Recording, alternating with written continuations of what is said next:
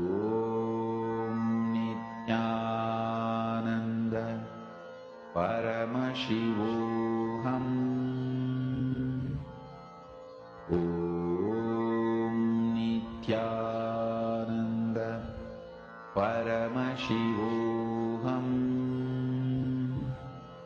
Om Nithyananda Paramashivoham.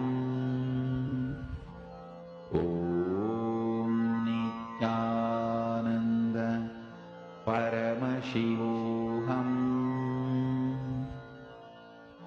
Om Nithyananda Paramashivoham.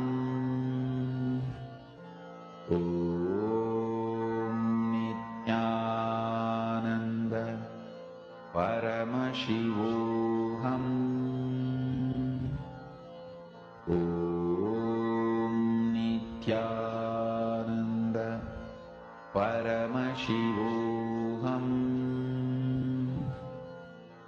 Om Nithyananda Paramashivoham.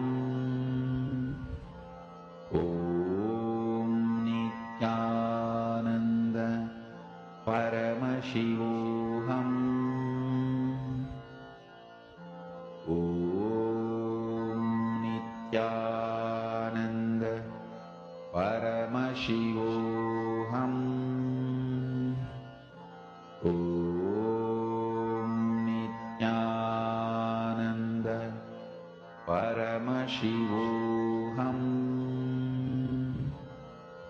Om Nithyananda Paramashivoham. Om Nithyananda Paramashivoham. Om Nithyananda Paramashivoham. Om Nithyananda Paramashivoham. Om Nithyananda Paramashivoham. Om Nithyananda Paramashivoham. Om Nithyananda Paramashivoham. Om Nithyananda Paramashivoham. Om Nithyananda Paramashivoham. Om Nithyananda Paramashivoham.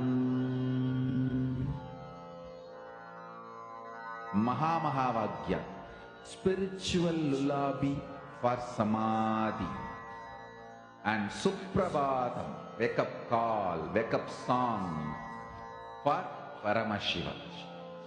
This Mahamahavagya is spiritual lullaby for you to fall into samadhi. Suprabhatam, wake up song for Paramashiva to wake up in you. Just remember this one powerful cognition. This Mahamahavagya puts me in samadhi. This is spiritual lullaby for samadhi, and Suprabhatam, wake up song for Paramashiva in me. For Paramashiva to manifest.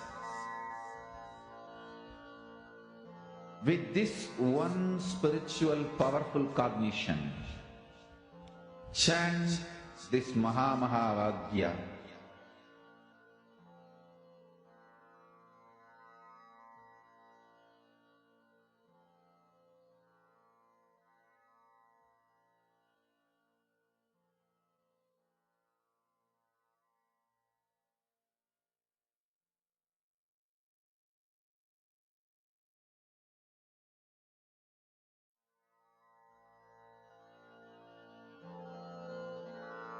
Mahamahavagya, spiritual lullaby for samadhi. And Suprabhatam, wake up call, wake up song for Paramashiva. For Paramashiva to manifest. With this one spiritual powerful cognition, chant this Mahamahavagya. Om Nithyananda Paramashivoham. Om Nithyananda Paramashivoham. Om Nithyananda Paramashivoham. To manifest. Om Nithyananda Paramashivoham.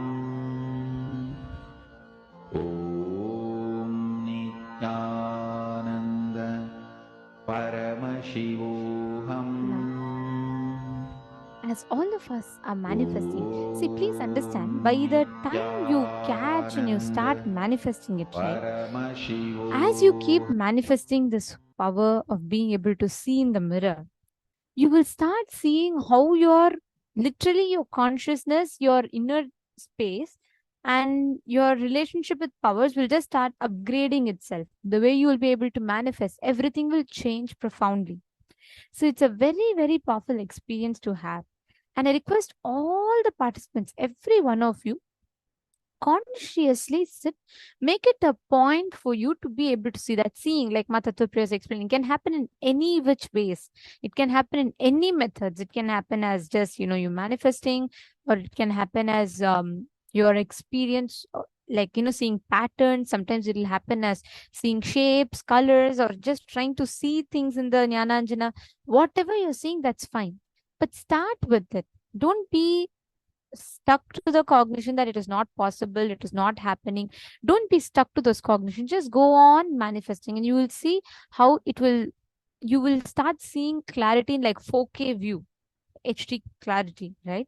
So now, as all of us are manifesting, we're all going to be entering into the next, a very beautiful session. Talking about 11 genders, this concept of gender equality is always something that comes in a discussion, right? Feminism, what about feminism? What about LGBTQ rights? Everything. Hinduism had no concept of feminism. You'll be shocked to hear it. No concept of feminism. You know why? Because there was no concept of what is feminism? Bringing rights, equality to women. But there was no concept of putting another gender down to bring equality. For in Hinduism, there was no concept of one gender being higher and another gender being lower, because gender itself was not a main factor of discussion in our society. Gender, like Swamiji said beautifully, our body is just a cloth for our being.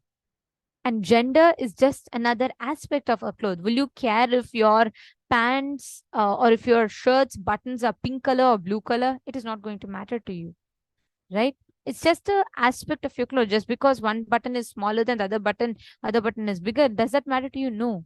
Same way, every sentient being is treated unique.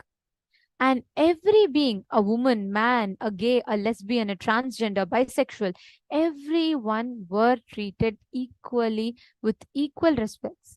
I will not say equally, uniquely, but with respect. Every being was regarded as consciousness. We never discriminated based on gender. That's the most profound attribute of Hinduism. Until invasion started, there was no gender discrimination in Hinduism at all. So let us now listen to Swamiji's revelations on how exactly did the gender equality work in Hinduism. What is controlling mechanism, Making man as just a consumer. By brainwashing him, he is just a body. And the truth, reality that he is a consciousness is being taken away from him. I tell you, when the truth, your consciousness is taken away from you, bull is reduced to bullock. You are castrated to be consumer, just a consumer. Your education castrates you just to be a clerk.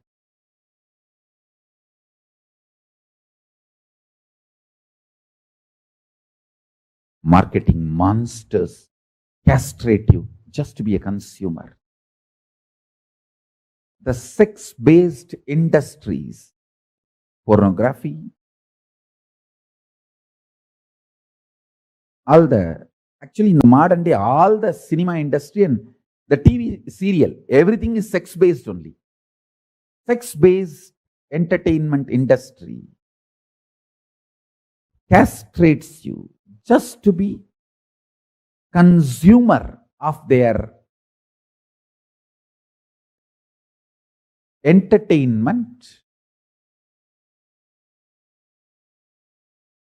Actually, it is not even aimed at educating you properly with the right principles of sex. No.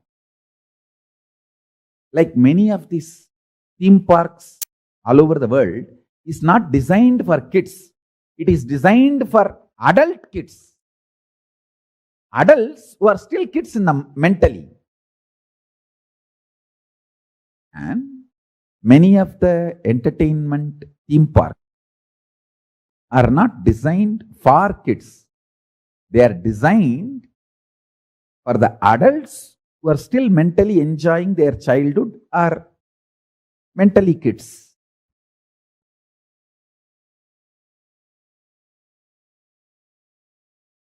Listen, same way, the sex-based entertainment industry is more focused on them being a masturbation value for you, not any educating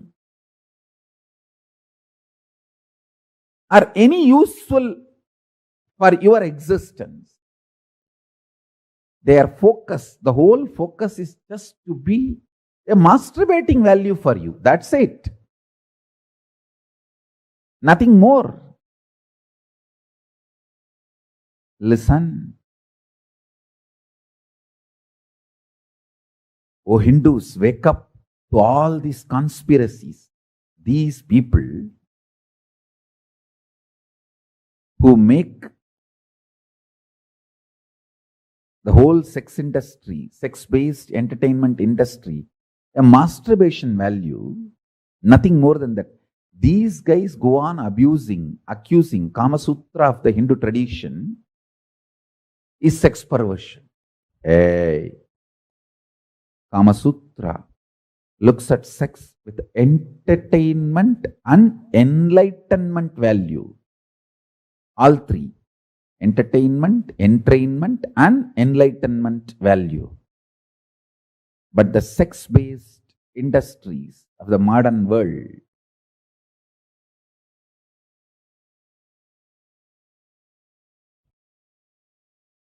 pornography, the whole movie industry, and the TV serial, all of them, I can say one more clear word. They are not even interested in being entertainment or entrainment or enlightenment. They are trying just to be a masturbation value, enslavement value. How they can enslave you, that's all is their goal.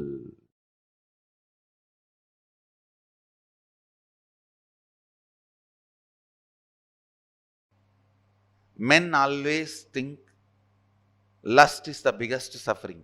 Even a womanizer knows lust is the biggest suffering. But I tell you, it is not lust. It is the ideas of male, female, and the suppression you carry in your muscle. That is the real suffering.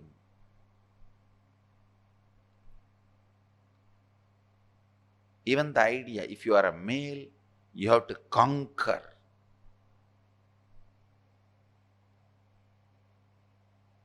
Most of the womanizers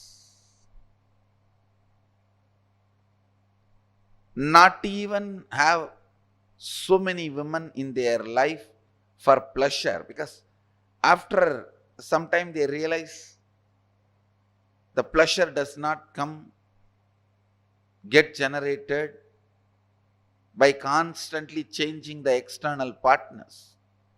Every womanizer realizes, but it is like a conquering. That stupid idea, if you are a male, you have to conquer, goes on torturing you, goes on punishing you, goes on putting your life in deeper and deeper hells.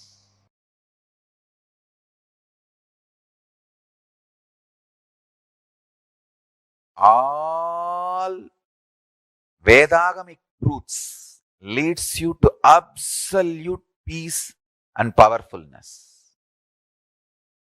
Because every Upanishad starts with Shanti, ends with Shanti. We call it Shanti mantra itself. There will be always few lines with Om Shanti Shanti Shanti. It's called Shanti mantra. There are around 60 Shanti mantras throughout all the 4 Vedas, used in multiple places.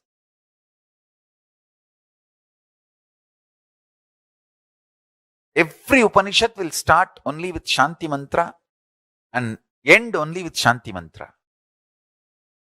Because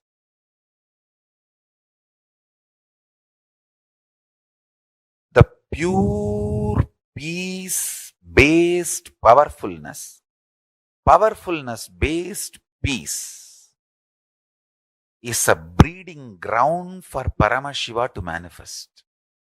That is why from the time immemorial, our masters always went to forest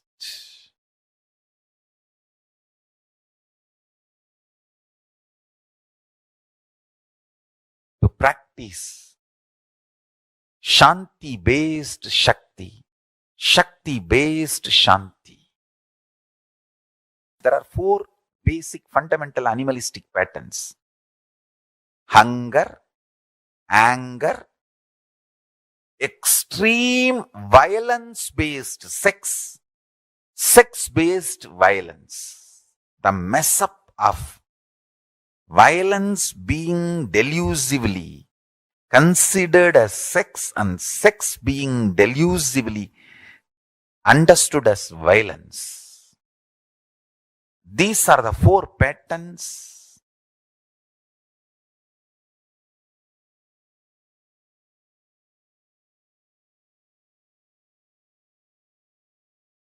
animalistic. Detox yourself from that. You can see funny thing.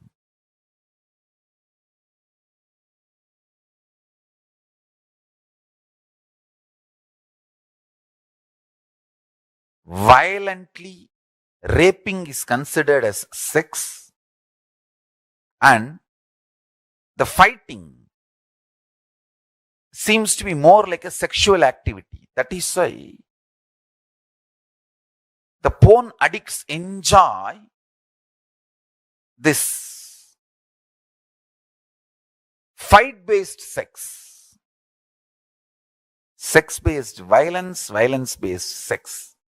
One misconstrued as other and deluded into other is animalistic patterns.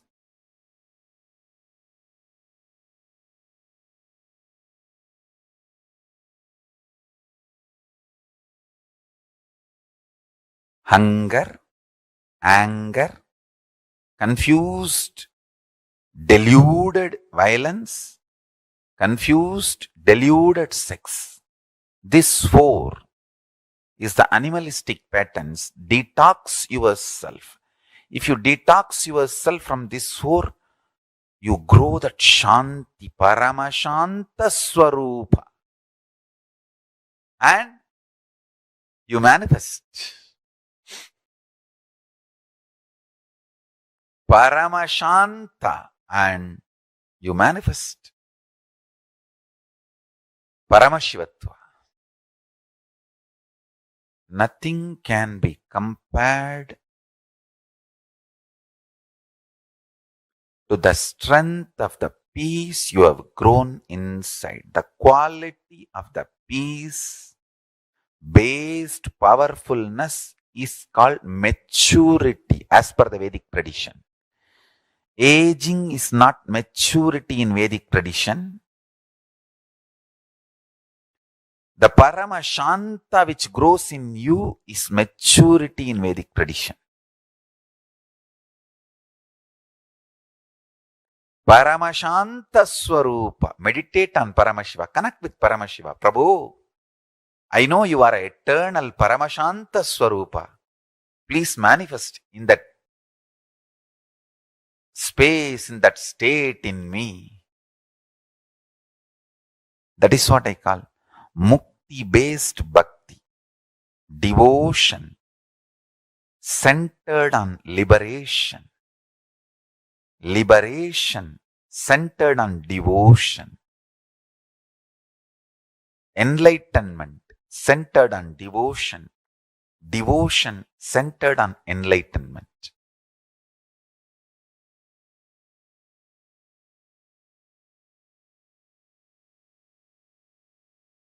One important thing you need to understand, why we disrespect body.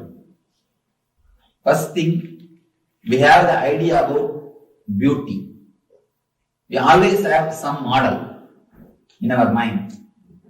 So we try to become that model. When you have somebody as a model, you don't have a deep respect or love for your body. You don't feel comfortable with your body as long as you have some model. You try to become that model. You try to do makeup, or you try to behave, or you try to live like that model person. As long as you have model, you will not be happy unto yourself.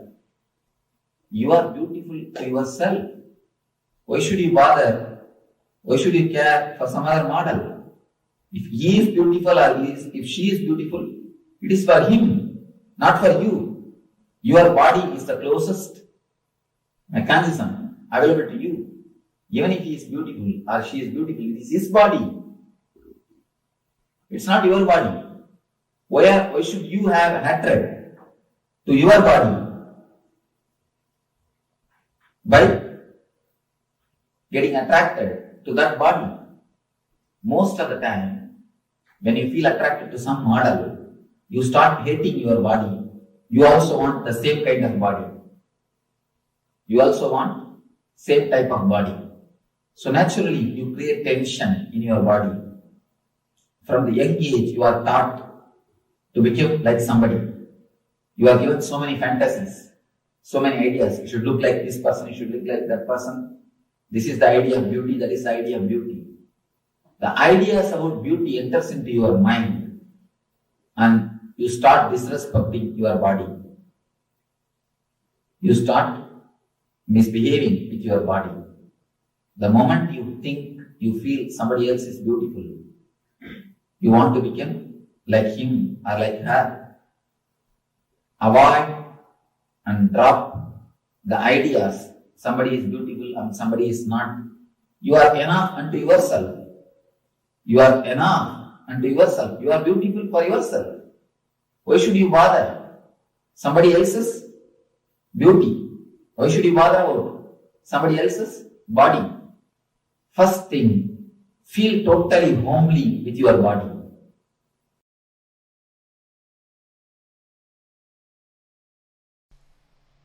Sadashiva explains about beauty in Agama. In one place, very beautifully expressed. Who is beautiful person?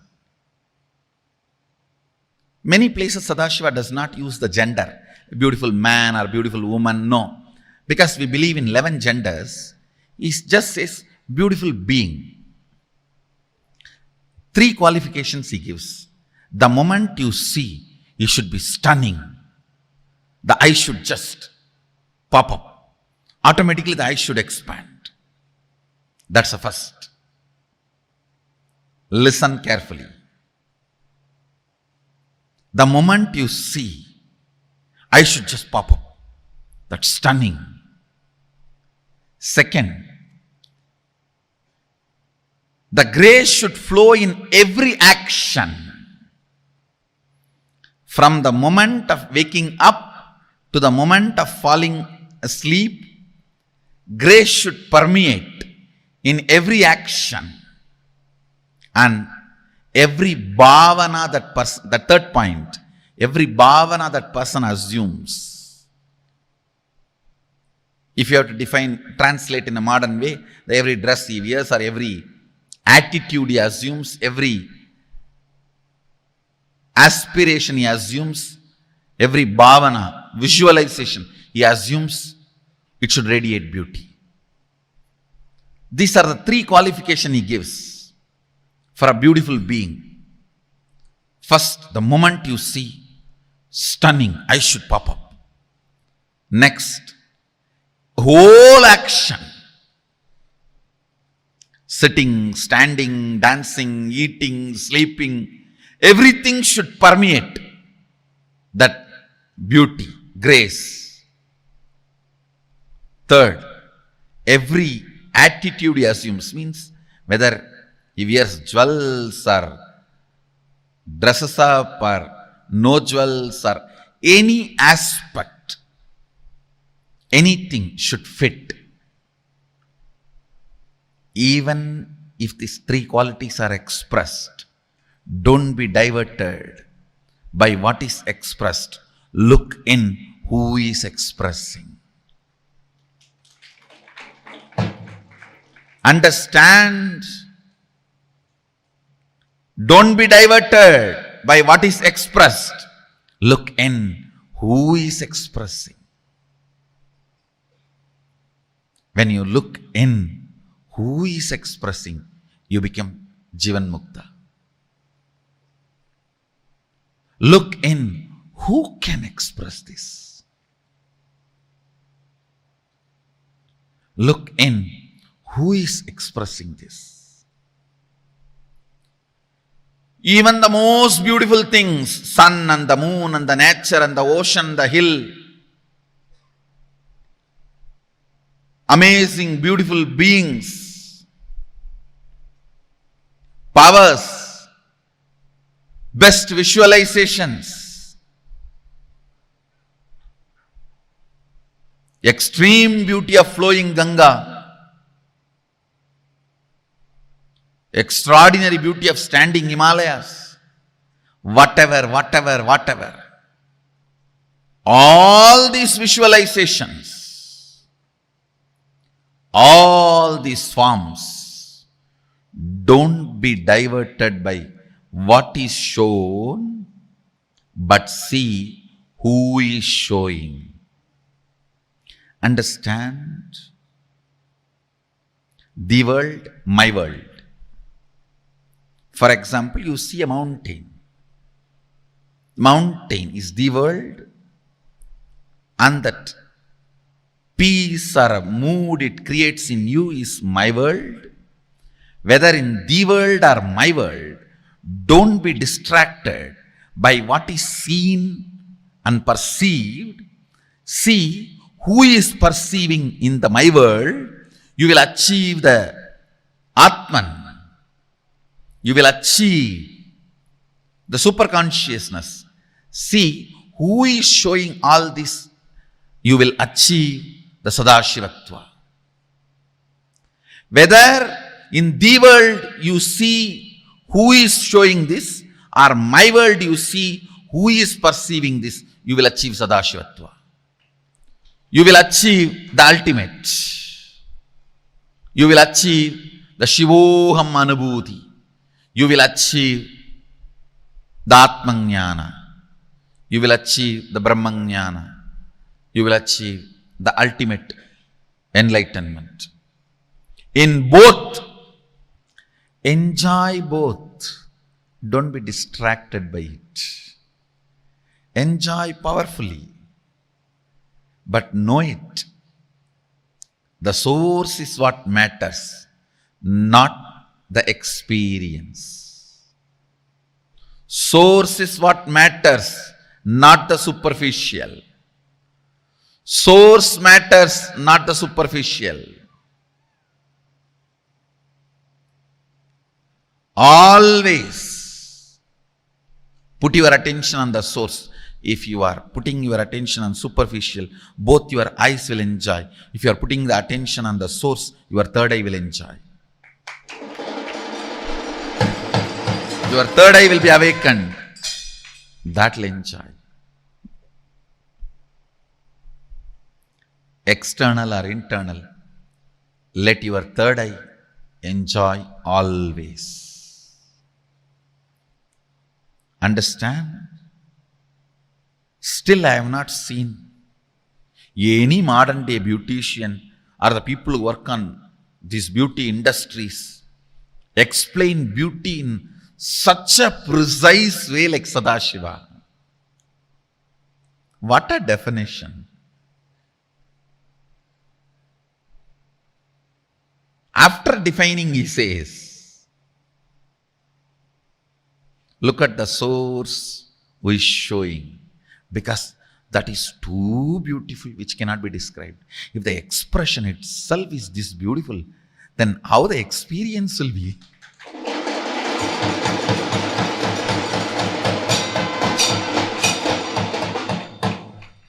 If the statement can be so poetic, how the state will be poetry?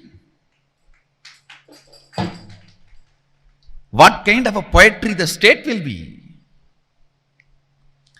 If the statement can be so poetry, such poetry, how poetic the state will be?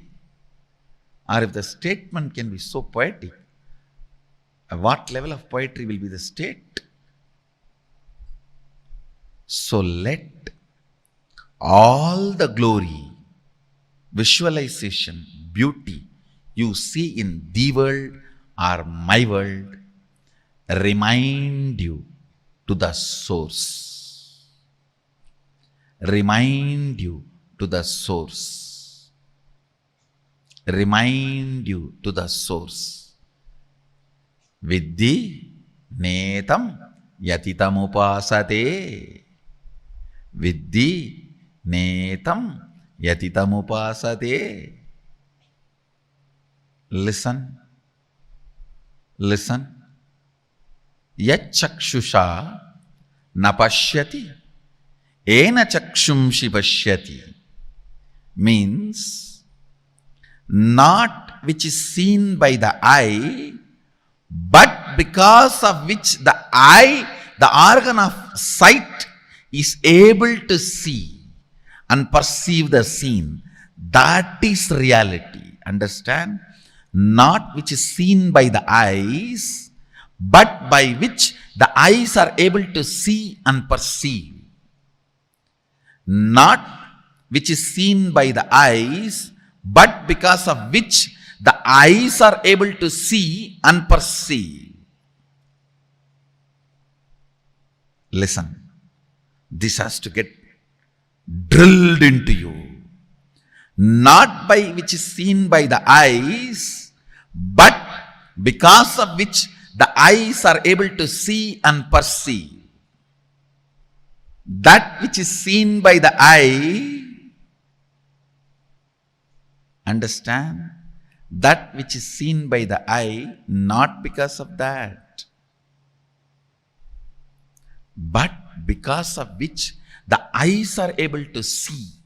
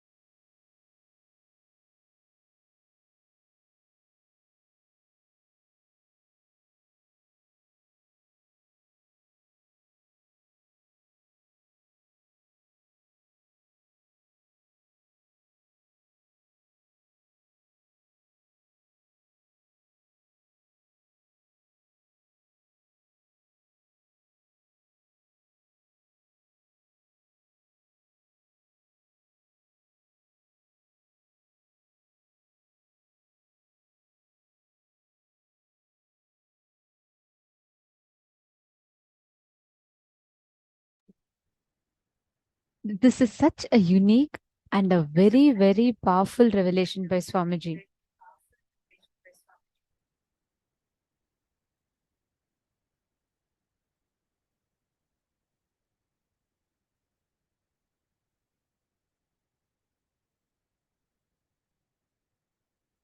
How many times have all of you related to this point where Swamiji revealed one of the key truths in this?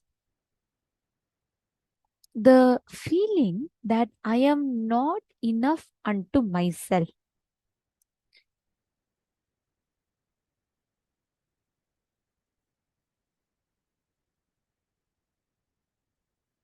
So many times, there's a very, very powerful revelation from Swamiji in understanding this, because many times we're all stuck with this cognition today. So many people look for that fulfillment, that statement from people outside, giving the credits, saying that, why is it not like this? Why is it not like that? So many people look for these credits, right? The way they understand, the way they look for it. There's a very beautiful explanation by there's a very beautiful experiment that was conducted by, I think, Stanford University or California University. One of these universities conducted a very powerful experiment. It's a real thing that happened. So what they did is they picked a random person and they informed everyone in the family other than the person who was getting the experiment done. So it's just like in a normal day, the man normally wakes up to go for his office. Moment he comes out, right? The wife looks at him and says, honey, are you all right? I see you're a little sick. Are you fine? This man is surprised. He says, what? No, I'm perfectly, I'm healthy and I'm very normal.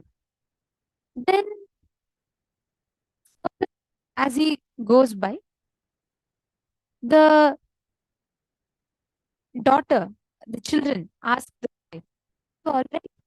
Very, you look a little tired today. Are you good? Are you doing?" Uh, he's surprised. He's like, "What are you guys talking?"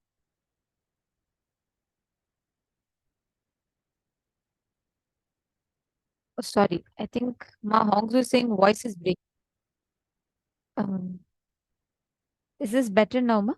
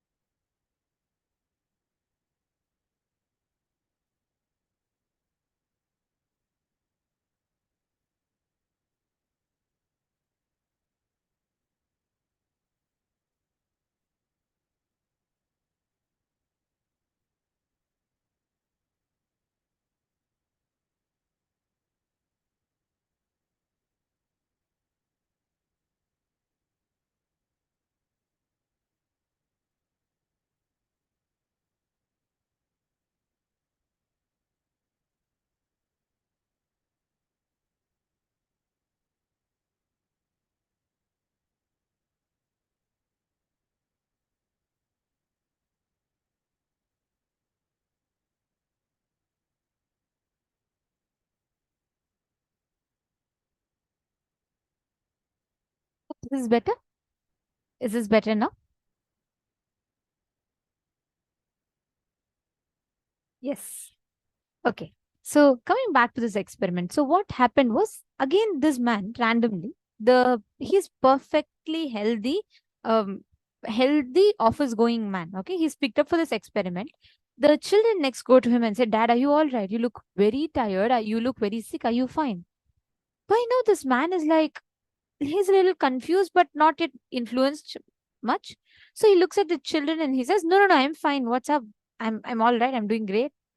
Then he goes to his office, he has his breakfast and he leaves to his office. And the security guard at the house, he says, Sir, are you all right? You look a little sick. Are you doing okay? By now, this man starts getting a doubt. He starts thinking about it. He still says, It's okay. I'm right. I'm all right. I'm all right. And he travels to his office. By the time he goes to his office, he actually starts doubting, Am I really sick? Am I really sick? Am I doing okay or not? And he goes to the office. In the office, the receptionist looks at him and says, "Sir, are you doing okay? You don't at all look fine to me. I think you really need some rest. It's okay. You can maybe, do some arrangement, but you really need some rest." By now, his doubt becomes his belief. By the time he reaches his office desk, he starts believing that he is sick. He actually cannot work anymore. And he goes to his boss. He says, "Boss, I don't think I'm doing good. I need a break." And the boss also says, "Yes, yes, you look very sick and you're not doing good. Please go home and take rest." By the time he comes back home from office, he's actually sick with fever. This was not one. This was conducted to 5 random people in 5 different occasions, 5 different times, in different events. All 5 had the same response. Understand why I'm telling this? Constantly, we all take credits from life. To live, our fuel for life is based on what others tells us. If someone tells you you're good, you collect it. Someone tells you you're a best mother, you collect that card. Someone tells you you're a best daughter, you collect that card. A best wife, best sister. You collect all of these cards and you make the card. Have you all seen that castle which is made of cards? Right? It's just built one on top of the other, delicately standing. Like that, each of us build cards based on these cards of opinions. If people tell you're beautiful, you take that card. People tell you're creative, you take that card. People tell you're the best mother, you take that card. You're the best wife, you're the best daughter, you're the best you're the best friend, you're the best sister, you're the best person, you're the best manager, a best leader. We collect all these cards and build a castle called our identity. But even if one person pulls out the card, the whole castle collapses. Like the card, right? The moment one person pulls out, the card collapses, the whole castle collapses. That is exactly how we are. We build our identity based on what people tell. People tell me I'm a good singer, so I'm a good singer. People really like my appearance, so I'm beautiful. That is why today so many young kids pick up the gun and go to the extent of doing mass shooting. Why? Why are kids so violent? Look at the most shooters. Almost 97% of these shooters are all teenage kids. Why? What makes a kid so violent that the kid has to go pick up a gun, walk into a school and shoot other children? Why is that happening? Why is it going to such extent? Because we constantly derive our ideas of right, wrong, good, bad based on what the society teaches us, based on continuously what is fed into us. So imagine a child that is growing up, a typical US child that's growing up. What do? They play video games. What does the video games teach? Shoot as many as possible, then you become a hero. Now, as the kid starts playing, and it's not just the kid individually alone, right? There's so much of pressure, peer pressure. Other kids also play video games. So if a kid is not playing video game, he's then bullied, he's like harassed, and it's natural, right? So when the kids, the whole group starts this, what is the video game teaching the child? Shoot, shoot, shoot, shoot others and win.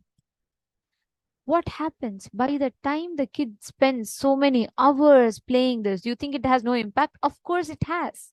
Even if you spend 3 minutes watching an emotional video, you cry. You spend a full day playing video games that will instigate your anger so much. Do you think it will not have an impact on you? Of course not. It will have an impact. Now, by the time the child starts playing with it, inbuilt, the cognition starts becoming so much that it starts believing that violence is the way to respond to life. It next time someone says something that irritates or triggers that kid, picks up the guns and shoots the people. Who's responsible for it? The society that we are creating for our children. And why am I telling about this? Because constantly we pick the cards, and Ma Hongs is saying many times these cards are not from others but from past success or failures. Exactly. Any cards, Ma, see, it's not just from others. We go on collecting it from different situations. Like sometimes you succeed, sometimes people are all very happy with something you do. You pick up a card saying, you know what, people enjoy like this.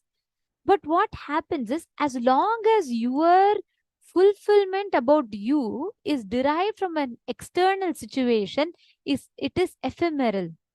Today, if someone enjoys something you do, does not mean that tomorrow they're going to again enjoy it. But the moment the first time they enjoy, you pick up the card and you put, people all like me doing this. So what happens next time when you do it and people don't appreciate it? You lose your confidence. Today, this is exactly what affects all of us, whether it's in your office, whether it's your boss, whether it's your spouse, whether it's your children. All of us have this exact same thing we're all stuck with. All of us continuously take the same circle again and again and again. The cards from different people. I need to be good. I need to look beautiful. I need to be the best. I need to be the best leader. I need to do this successfully. And we create, what happens is we create an imaginary castle and we create so much of pressure unto ourselves to live up to those expectations that we set for ourselves. And what happens as you go on by and by, you start you become so fragile, the cards, you become so sensitive that even if one person pulls out the card, the whole thing collapses and you collapse into depression. That is why today so many youngsters, so many people who get into relationship, the moment they have a heartbreak, the concept of heartbreak itself is that the person withdraws a card that they give you. Now what happens? You feel like you lost a part of yourself because you built that part based on others' opinions about you. You should never do that. As long as you feel you are not enough unto yourself, you keep the space open for all the other incompletions to come in based on people's likes, dislikes, moods, wants, and nots. You build yourself and constantly you put yourself through that cycle. Mahongzu is saying, Susan Solanter is saying, many of these young shooters are taking strong medications. Absolutely. This is the reason. Every one of us constantly fall into this whole mess. Today, kids are becoming so violent because as a society, that is the only option we give them. That's what we teach them. Nithyananda Dhvanita Gadiali. Nithyananda, nice to see you here. I'm not seeing your video is not very clear, ma. Is it possible? I think it's quite late in the night for you, no? If you could just add a little bit more light, ma.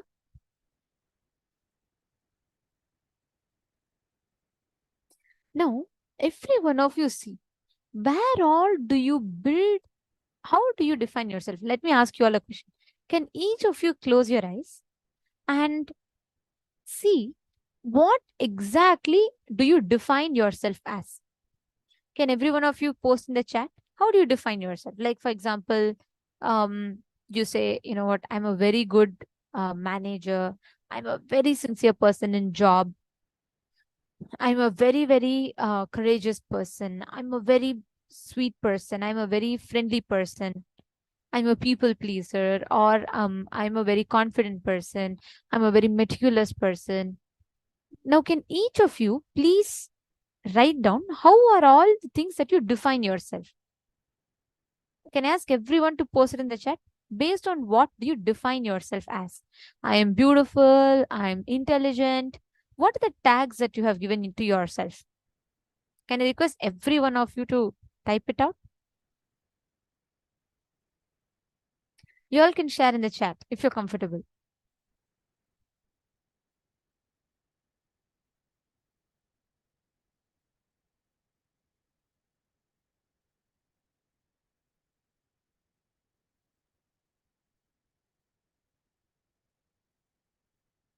All the tags that you give to yourself, please just type it out. Okay, I'm a friendly person. Okay. Come on, everyone. Ma Sonia, Ma Ilka, Ma Mohini, Ma Gurmeet, Ma Kareen. Okay, so Masuda and the Pan is posted. People define me as I'm more friendly, more kind, more lovable. Okay. How do you define yourself? How do you define yourself?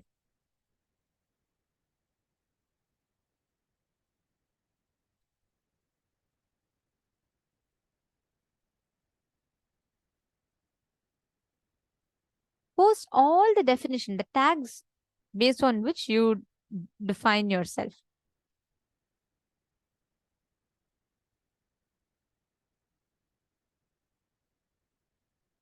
Machingho, Masaroj, come on, every one of you. Ma Wei Huang, Ma Naresha.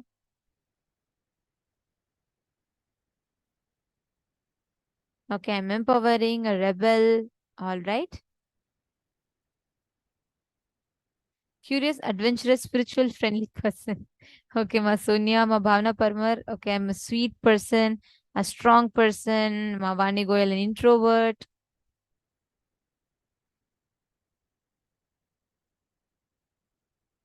I'm a good person, good friend, kid, and loving and giving. Okay. Okay. Now, I'll ask every one of you one question. Okay. What, based on what have you derived these definitions? Actually, Masuda and Pani, when you posted itself, you put people tell you you are this, so you feel you're that. That itself shows, see, you are already building your identity based on the cards people have given you. Now, if another person gives you a different card, the cards based on which you built yourself will collapse. Then you will collapse into depression. See, the moment all of you just revisit the tags you have put for yourself. I'm good, I'm caring, I'm loving. Just see how many of these are from the cards that others gave you. Like someone would have told you and you put these cards on yourself. Because someone tells you you're loving, you feel you're a loving person. Because someone tells you you're very kind, you feel you're a very kind person. Each of you, I request every one of you to look back. Ma Bhavana Parmar is saying it's based on the feedback compliments. Exactly. Understand, I'm not saying you should deny or reject people's feedbacks, but the problem is not that the feedback, as long as you keep the feedbacks as feedbacks, it's good. Okay, nice. You're happy with me. I'm good. But the problem does not end. You take their feedbacks and build an identity. It is like you have a huge billboard and you're standing with the billboard saying, I am a loving person against a storm. Constantly what? The billboard will be shaking. Right? That is exactly how all of us are. Just see, even Ma Vani, you may wonder, okay, introvert is not a tag anyone gave me. But see, based on what are you defining yourself as that? Based on what? Some people's definitions that you heard, you picked up the tag and attached it to yourself. Is it not? The moment we take tags from outside and put it onto us, we start defining, and what happens? You confine yourself to only that. You just become that. And now it is very easily like Sudha Dandapani. If someone says, let's say, if 3 people come and tell you, you have suddenly become unfriendly. You used to be nice before. Suddenly I don't feel the same way around you. Will it not affect you?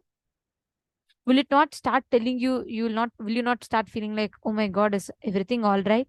And you will start taking that and building.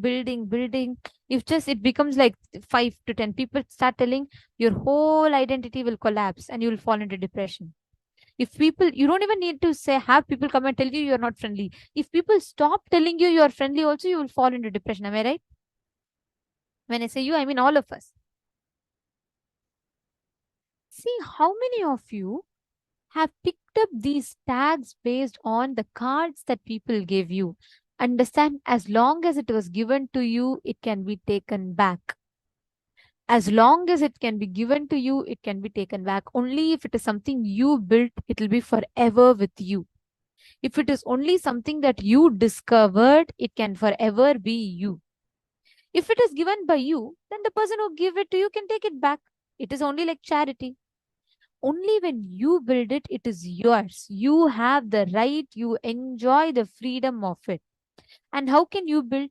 You should only build based on the eternal qualities of you, not based on what people tell you, but aligning yourself to the higher principles of existence. Constantly, again and again, working on becoming your higher versions, the higher existence. That's why Swamiji tells anything other than the qualities of Paramashiva should not be cherished. Because if you go based on the cards others give you, then you lose, you fall, you collapse the moment others withdraws the cards. And it is temporary. You never get that fulfillment. You start feeling, I am not enough unto myself. That is why in all relationships, we seek so much of approval from our the other people, right? You seek so much of approval from your spouse. You seek so much of approval from people.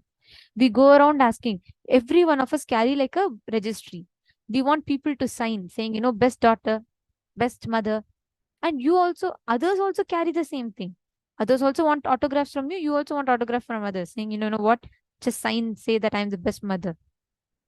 That is how we all live. But as long as you live like this, you will forever be running around so dependent on others. The moment that person changes, what you enjoy changes, you will fall into depression. The only thing is, if you see, notice Swamiji, whether there were 100 people, like if you see before the whole persecution started, there were millions of people around Swamiji, and everyone, Swamiji was like one of the most popular person. He was listed in the Body Mind Spirit magazine as 100 most spiritually influential persons. Swamiji was like, he was a celebrated at that time. How Swamiji held himself.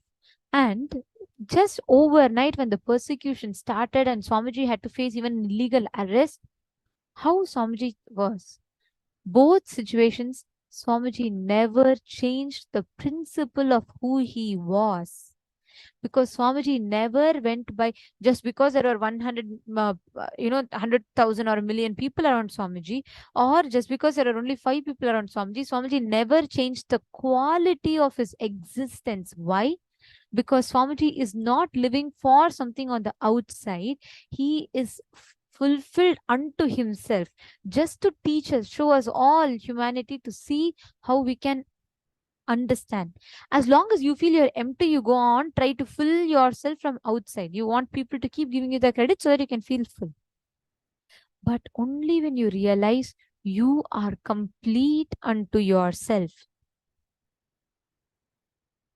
you will realize you don't need another half. You feel you need another half because you feel you are half. If you understand your whole, your full, your fulfillment, you will not go and look for the other half. You will be whole, you will be complete. Only if you understand this one truth, we will stop running behind all the labels that society puts on us, that society dumps into us. The idea of I am enough unto myself. That is why constantly what do? We see a nice actor on the TV, and then we see like, oh God, look how nice her hair is, how nice her dress is. We start trying to adapt ourselves to that. Why? Because we want constantly those credits. Now take a few minutes, each of you write down all the certificates based on which you have built your identity. Take a few minutes. I request everyone to write it down. Write down all the certificates based on which you have built your identity. Please spend a few minutes. We request every one of you to write.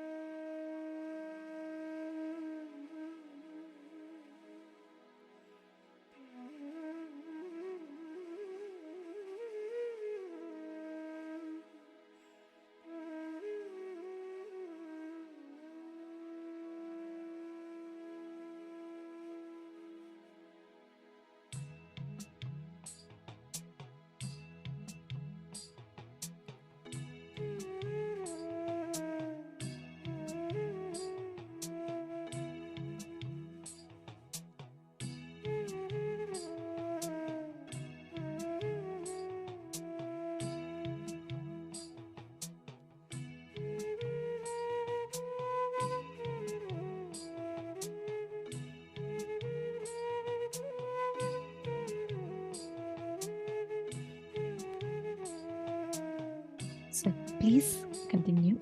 And in the same space now, in each of the things that you have written down, see and identify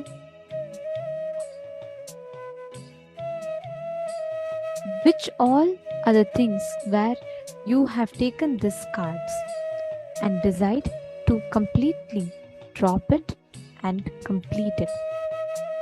And in the same space, let us all enter into the power manifestation session.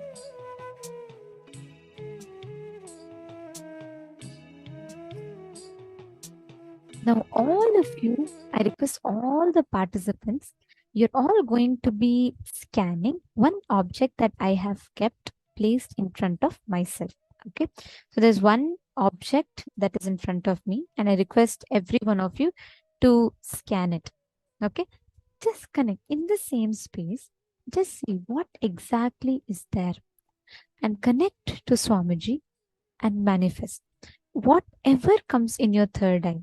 You can see in your Krishna Shila and you will see it as patterns, as lines, as anything it could be. Whatever you see it through the third eye, connect to Swamiji and please describe that in the chat. Let's start. I request every one of you, all the participants to do it. Okay, Ma, Sudha Dandapani has posted. Ma, while penning down, I realized this revelation. When I was penning about my identity as kind, lovable, more open, at the same time, I also understood I'm not exactly like this all the time. So, which means I don't have any solid identity. All these are just defined by outside people. I gave meaning to it. Only truth is I am Paramashiva. Exactly. Beautiful, Ma. That's the right one. See, this is why this exercise is so important, because constantly as long as you take that card from outside, Masuda Dandapani, it'll be unstable because you're taking. If something can be given to you, it can be taken back. Correct? That's a simple logic. So as long as you build it based on outside, you're always on shaky ground. The moment you center it on Paramashiva, all the auspicious qualities of Paramashiva becomes yours, that you have to express and experience. So whenever, even if you drift away from it, you will have a solid center to come back to and anchor yourself upon. Okay, great. Now I request every one of you to scan.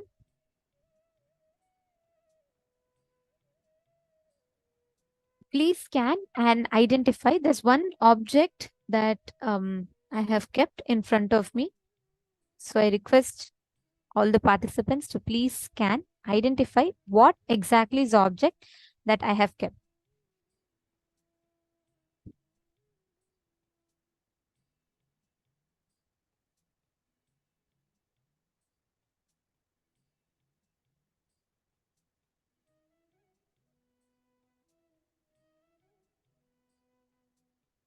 Just connect to Swamiji. See what exactly Swamiji is showing you in your third eye. Chant the Mahavakya. And I request everyone to have the Krishna Shila with you. And please see it on that, whoever have. If you do not have the alchemy products, don't worry. Today, during the darshan, Swamiji will be energizing it. So if you already have, please keep it ready.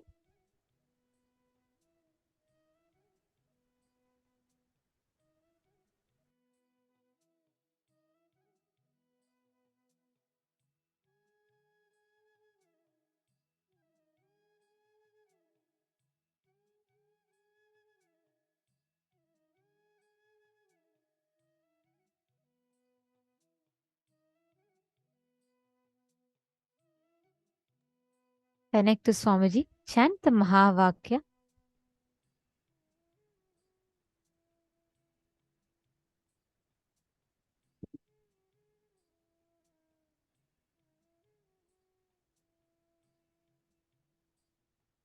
Intensely chant the Mahavakya, you will be able to see it appearing in the Krishna Shila. Actually, you will see it as patterns. See, it is actually, you will be able to see it like how the clarity that you're seeing us on the screen, the same way you will be able to see, if not more, on the Krishna Shila. But to start with, sometimes when you are just settling and you're trying to manifest, even you may just see it many times as just one or two patterns and shapes. That's totally okay.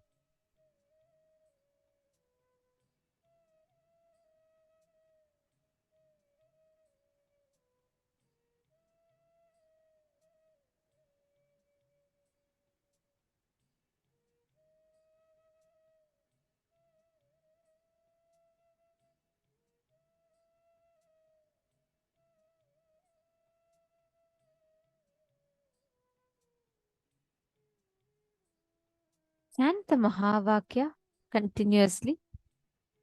You will be able to clearly see, and whatever is appearing to you, just post that. Keep describing that in the chat. Whatever shapes you're seeing, keep describing that in the chat. Come on, all of you scan. Connect to Swamiji, chant the Mahavakya.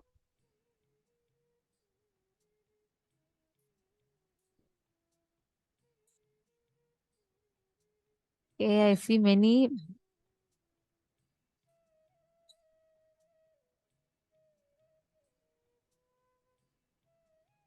Marine, you should not ask me if it is. What is it that you're seeing? See, even if you don't know the name of the object, it's totally fine.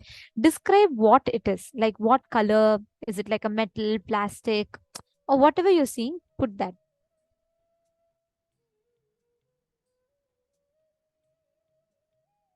Just go on. See it. You should clearly see it in the third eye and put it.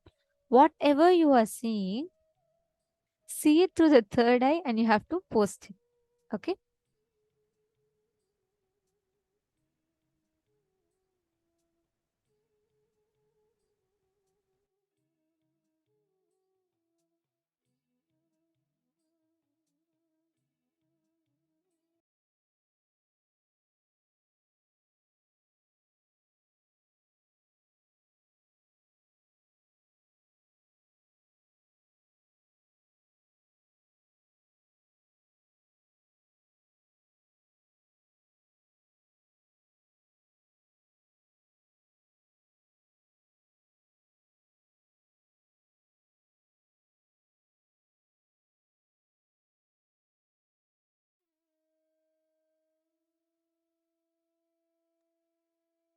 Continue scanning. Come on, just connect to Swamiji and see whatever Swamiji is revealing to you. Go on posting it and describing it. See, the key here is you have to see it on the Kristashila in front of you. What Swamiji is showing to you on that Kristashila, describe that. It is okay even if you take time. You want to see, you take time for it to appear and you want to see it properly, take your time and do it. You can even describe the colors. See, some of you saying you do not know the name of the objects. That's totally fine. Just describe the colors.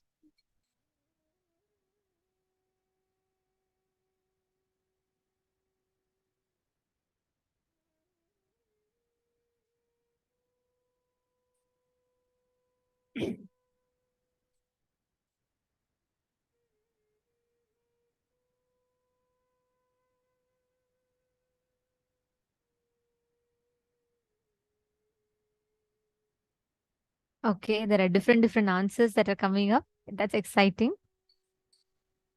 Go on posting. Continue.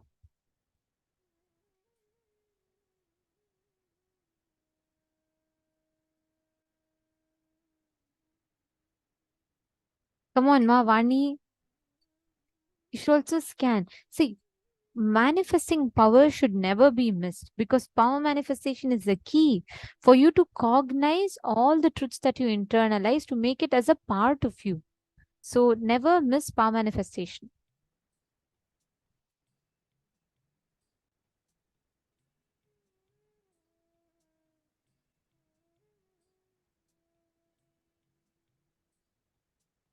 Okay.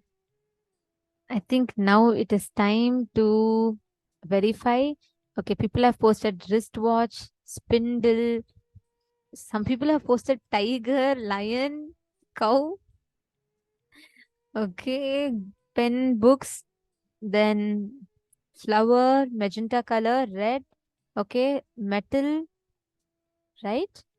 Okay, something round. Okay, coconut. There's a lot of it. Ma Rain posted it's something like yantra.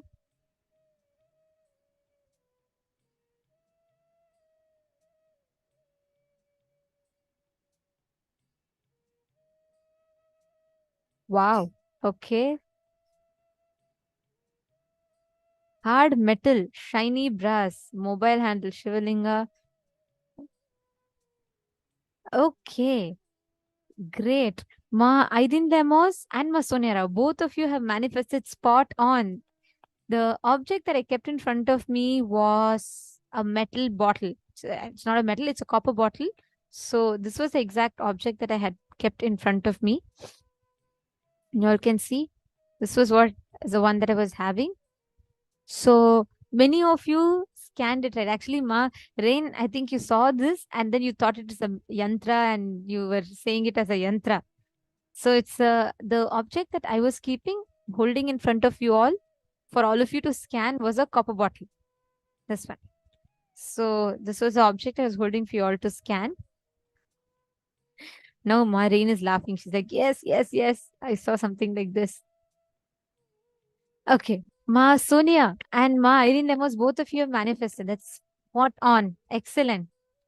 Both of you have put metal bottle. Great. Now, as all of us are understanding about it, now we are going to be entering into the next session, a very important one, where we are going to be understanding about the Varna Ashrama Dharma, the misconceptions about castes and the caste system in Hinduism. Let us listen to the revelation. Our DNA is unique to each of us. The imprint of our higher self is held in our DNA. We carry our lineage from other planets and other areas of universe in our DNA. The imprint of our earthly ancestral lineage is also held within our DNA.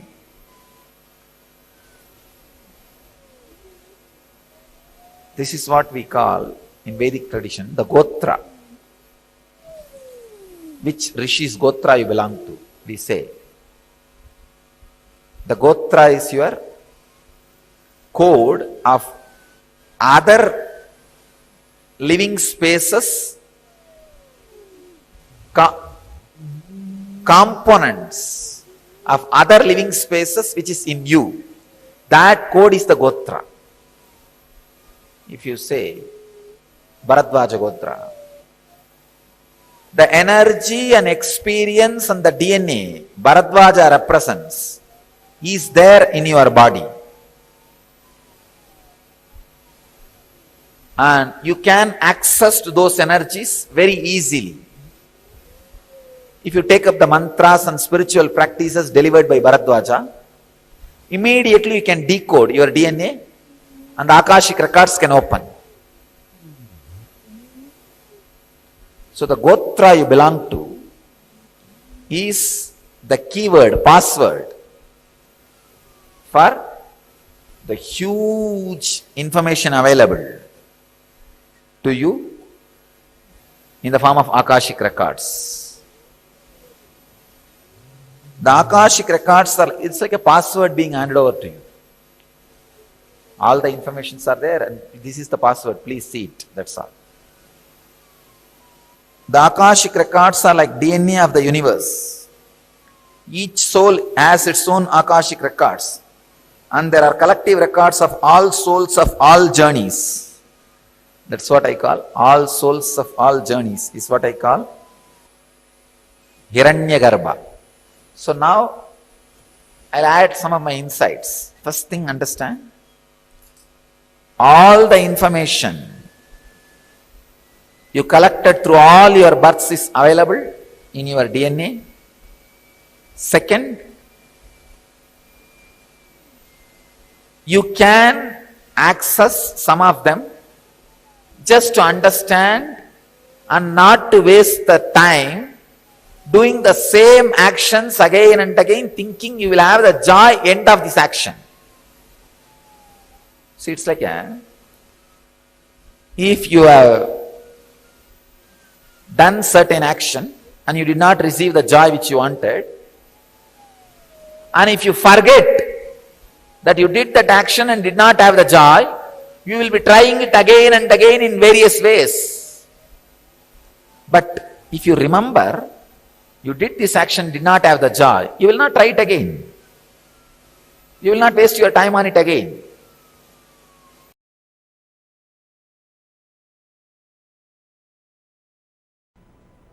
Our gotra is nothing but a code word for a special DNA layers. Please understand, our rishis have mastered the science of inserting the specific biomemory into a specific DNA layers. So our gotra is the code word for those special DNAs. When a child is born in certain gotra, this set of knowledge is already learnt by him. You just need to provide that ambience, he will recover, he will start expressing everything. Please understand.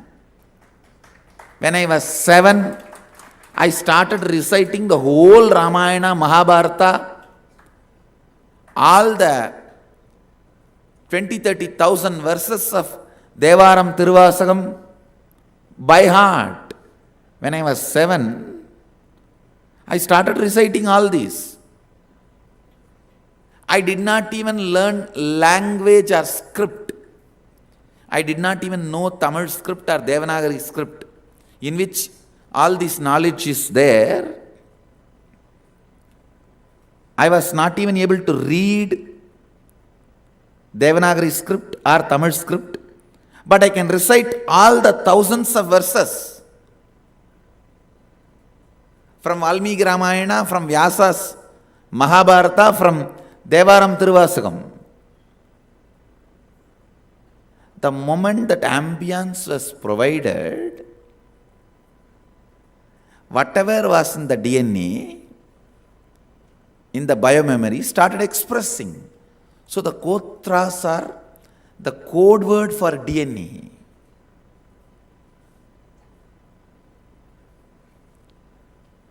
Stealing our women was the worst stealing done.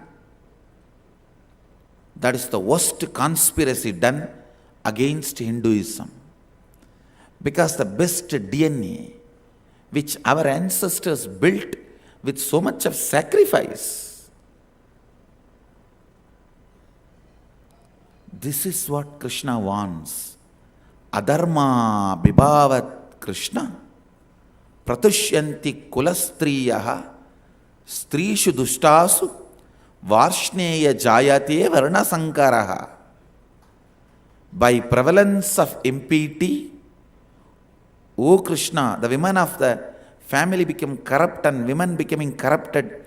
O Varshneya, there arises intermingling of castes. Shankaro narakayaiva kulagnanam kulasya patani pitaro hyesham lupto pindata takakriyaha.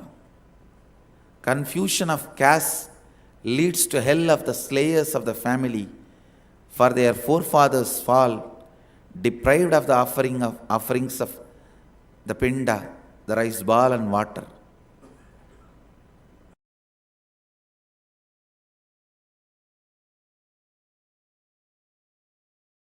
Varnashrama Dharma is the conscious pyramid built by our ancestor Hindu civilization, ancestors, for the high-level souls to come back again and again to the planet Earth and make this planet Earth a better and better place.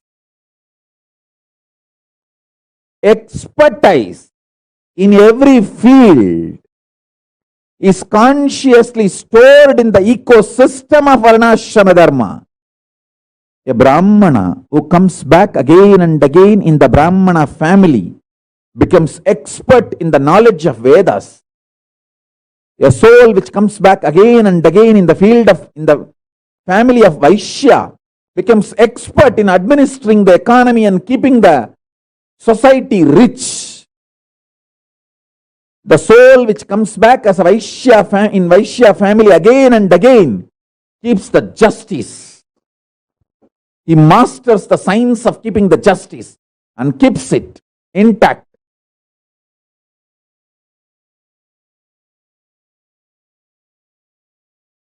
A Shudra who comes back again and again in Shudra Jati and Varana keeps all the technology related to the outer world alive and develops better and better and better. This Varana Ashrama Dharma keeps the enlightened order of the world alive. The enlightened order of the world, sovereign order of Kailasa, is Varnashrama Dharma. It's a great science.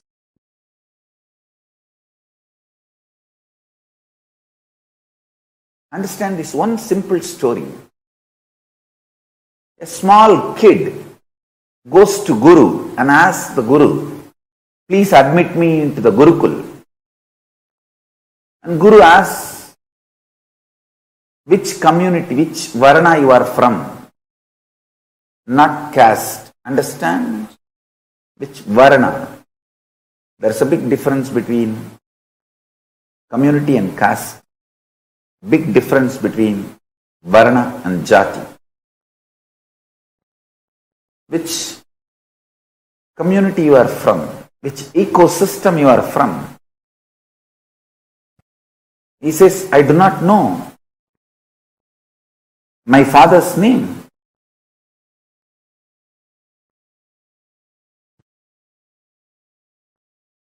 The Guru says, please go and ask your mother and come back. He goes to his mother and mother says, I do not know the name of your father. Who fathered you? The boy comes back to the Guru and tells, my mother says, she do not know who fathered me.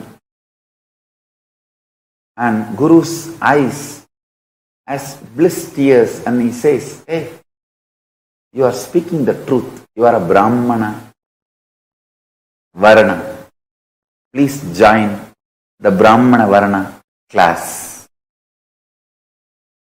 This story has multi-layer meaning. Means, based on the karma, the guna, the community was divided. Based on the birth, jati was decided. And there were multiple jatis in one community, in one varana, multiple jatis existed. For example, the Brahmana varana, Kshatriya Varna, Vaishya Varna, Shudra Varna had multiple jatis inside. The Brahmana Varna had multiple jatis inside. For example, in the modern day, in India, how this forward community seal is given and the whole Brahmana Varna is denied all the resources of the nation. The whole forward community, all the communities classified as a forward community, we can take it as Brahmana Varana. Understand this very important thing. Brahmana Varana is not just one Brahmana Jati. Multiple Jatis were part of that Varna. So Varna is different, Jati is different. There were many people who were doing the job of the Brahmin of teaching. The knowledge were added as part of the Brahmana Varna. Brahmana Jati might have predominantly done the job, but Brahmana Varna is not Brahmana Jati alone. British studied all this very subtly and created absolute false narrative and made us believe their false narrative about us by constantly teaching the false narrative to us.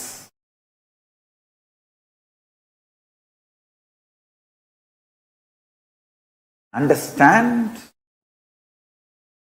Vaishya Varna is different and Vaishya Jatis are different. Jatis are usually from birth.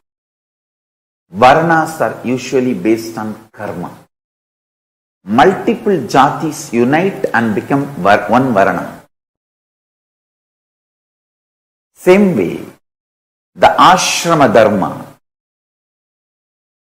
I tell you, even Hindus do not study fully, and of course, unfortunately, this mass media cult and entertainment cult, so much of misinformation.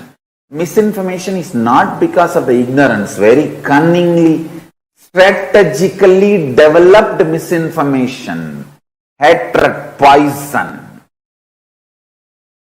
vomited on Hindu Varnashrama Dharma. I will set a model Varnashrama Dharma in Kailasa and show to the whole world this is the best social structure.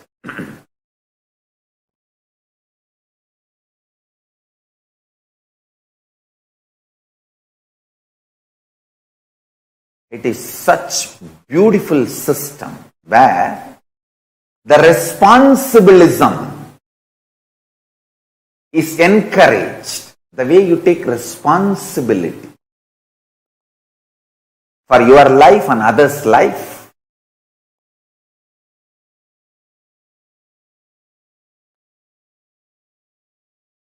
Decides your Varna and Ashrama.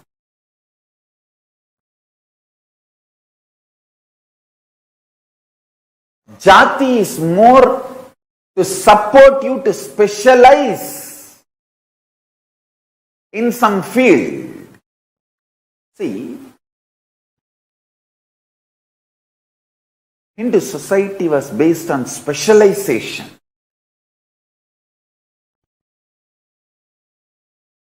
A Brahmin specializes in that knowledge. So yes, all the updated understandings and specialization in that field. He specializes everything related to past and updated current understandings and knowledge and new research and discoveries in the field of teaching. So naturally, anyone goes to him, gets the best in that field. Same way the Vaishyas, Kshatriyas. So the family by birth gives you specialization due to the ecosystem prevalent in the house and workplace. And then you can choose your Varna. Understand? Brahmins were also working. Kshatriyas were also studying. Shudras were also teaching. It's all absolutely interdependent. An amazing resource distribution. Only these four are resources. Land, knowledge, wealth, weapons of a society. So, wealth was vested with one Varna, knowledge was vested with one Varna, land was vested with one Varna, weapons and power was vested with one Varna, and all of them are interdependent.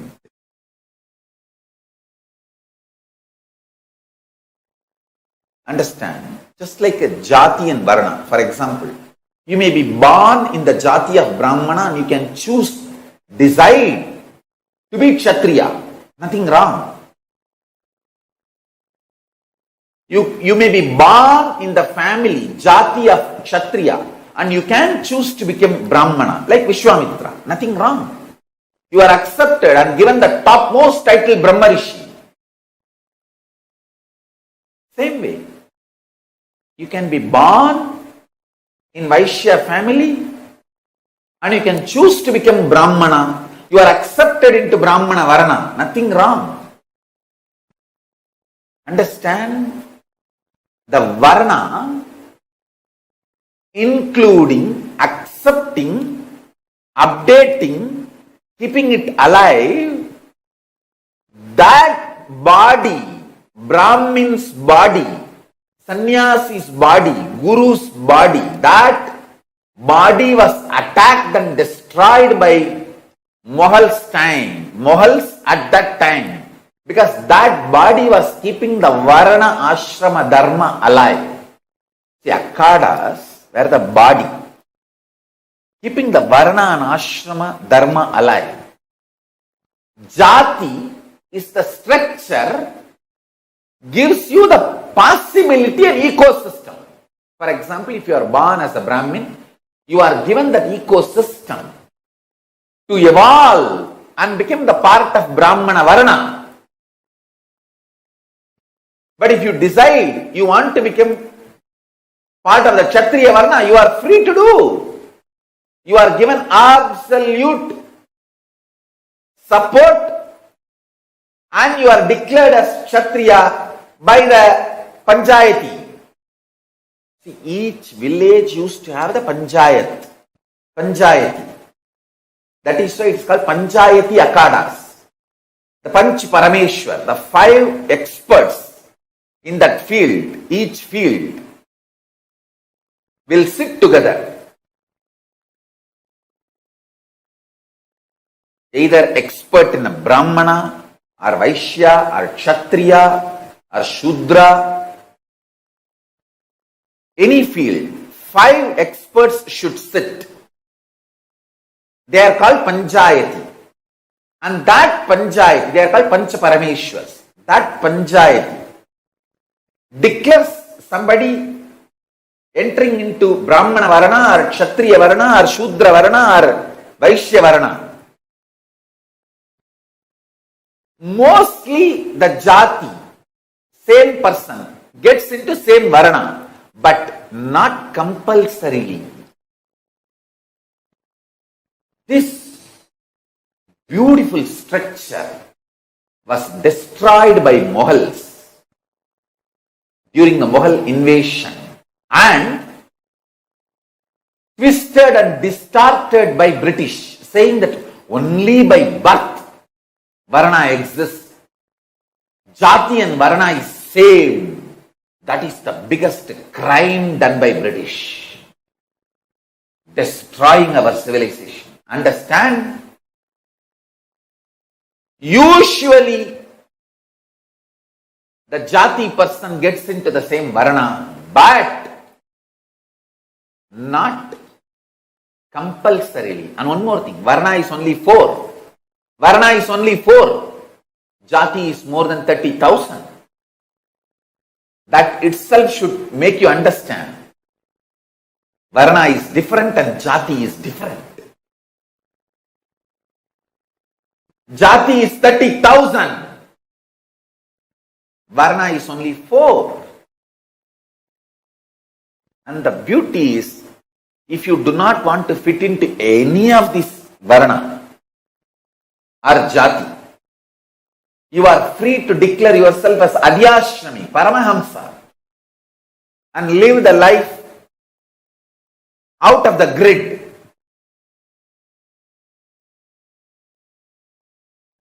You can just be out of the grid lifestyle and you are respected by the people who are living in the grid. They give you food, support you, and worship you. You don't need to become a thief, robber, or antisocial element. You can be beyond society, above social element. That's the beauty of the Hindu society. Many Hindu scriptures describe the cosmic beings, gods, goddesses, incarnating and manifesting in Shudra Sarira.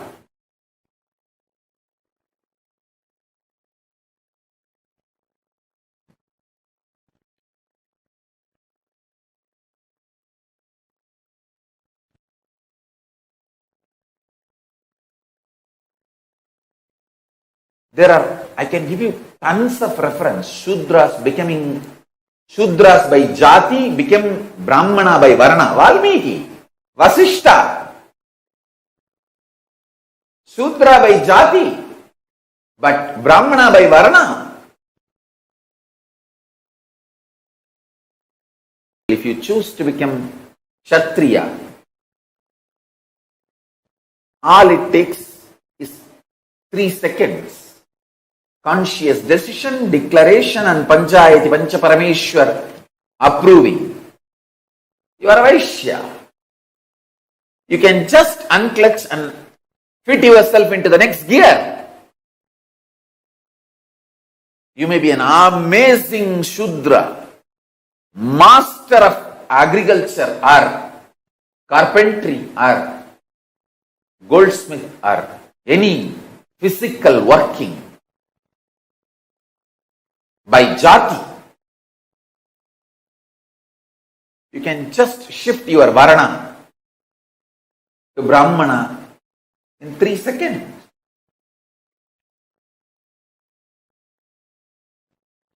Understand? There are tons of evidence. Shudras moving to Brahmana Varna. Shudra by Jati moves to Brahmana by Varna. Brahmana by Jati moves even to Shudra by Varna. And Brahmana by Jati moves to Vaishya or Kshatriya by Varna. Vaishya by Jati moves to Brahmana or Shudra by Varna. I want my kids to understand Jati and Varna is not wrong.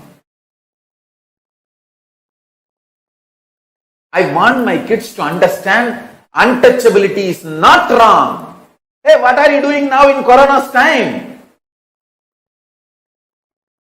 Social distancing. Our Hindu rishis prescribed the same thing.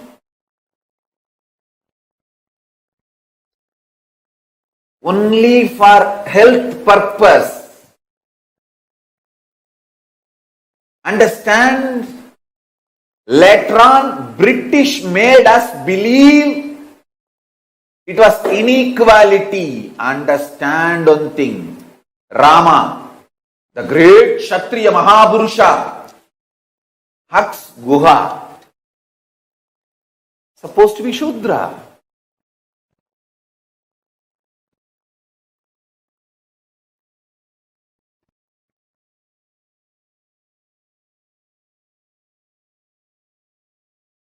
Understand? Hindu Brahmana Varana, Brahmanatva,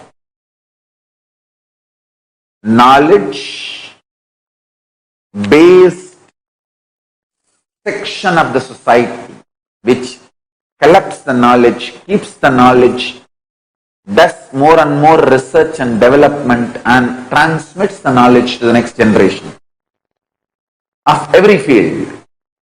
Brahmana Varana. I tell you again and again, Brahmana Jati alone is not Brahmana Varana. Brahmana Jati is given the ecosystem to become Brahmana Varana, but other Jatis are not denied freedom to become Brahmana Varana. Brahmana Varana is different and Brahmana Jati is different.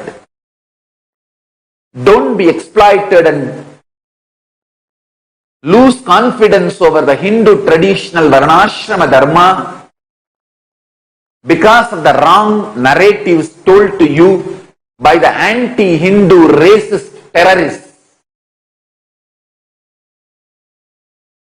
and anti-Guru Hindu mafia and gangsters. Read the original Shastras. Jati is given the possibility to enter into that varna, but other jatis are not shut or stopped becoming one varna or evolving to another varna. Understand? So the Brahmanatva, Brahmana Varnas is absolutely life positive about the knowledge. That is why the Brahmana Varna never makes money out of their knowledge.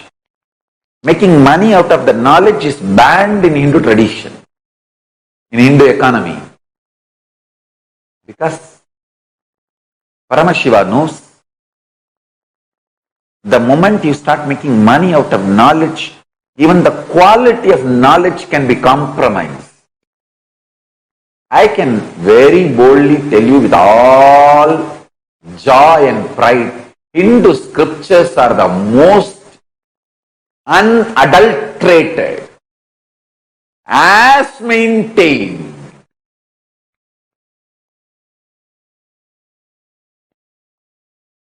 as purely as it was uttered, revealed in the beginning. The Vedas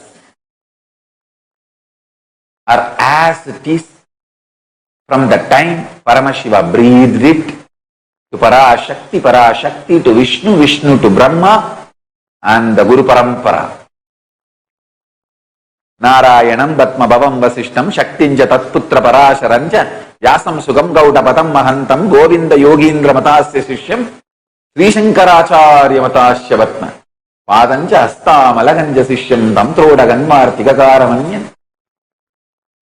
The whole Guru Parampara, unadulterated, Hindu Brahmana Varana is enlightening. Hindu Kshatriya Varana is empowering.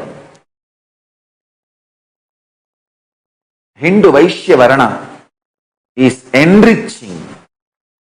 Hindu Shudra Varana is encouraging. Always contributing. Varnayate anena iti varnaha. Varnyate anena iti varnaha. That which is based on description of quality and action is varna. Jati.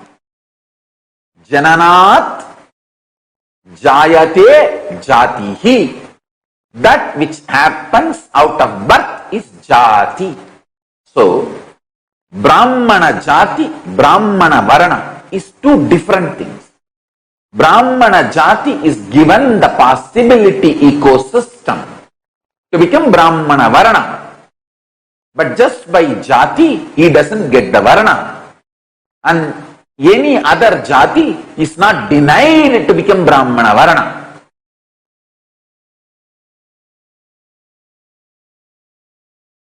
What is the difference between Varnashrama Brahmin wisdom and Chandalatva of decision fatigue? First thing, understand. A Brahmana who lives the Brahmanatva, a proper Brahmanatva, will go on be making decision and grounded in reality, will never get caught into this matrix. You see, actually, a Brahmana established in Brahmanatva runs the whole kingdom and the society by making decisions. But he cannot even afford to think he should be pampered. That is why he is deciding to live in poverty forever and Sambhavana forever without charging or making any money equivalent to his services. Understand? The moment a Brahmana decides his service is equivalent to certain money, and he himself starts believing he is no more a Brahmana, he is Chandala, he will develop decision fatigue. He will develop decision fatigue. But the person who is grounded in reality goes on making decisions and supporting the society and country to flourish. He should be showered all the respects and all the best things should be given to him. But he himself never falls into decision fatigue. Chandalatva of decision fatigue is nothing but, as I said, thinking too much about yourself. Just because you gave an idea about how a temple should be constructed and somebody else is constructing, you can't think you did it. You constructed it. So understand, such large temples our masters, our kings, our gurus built, rarely in one corner of one pillar only you can see their statues.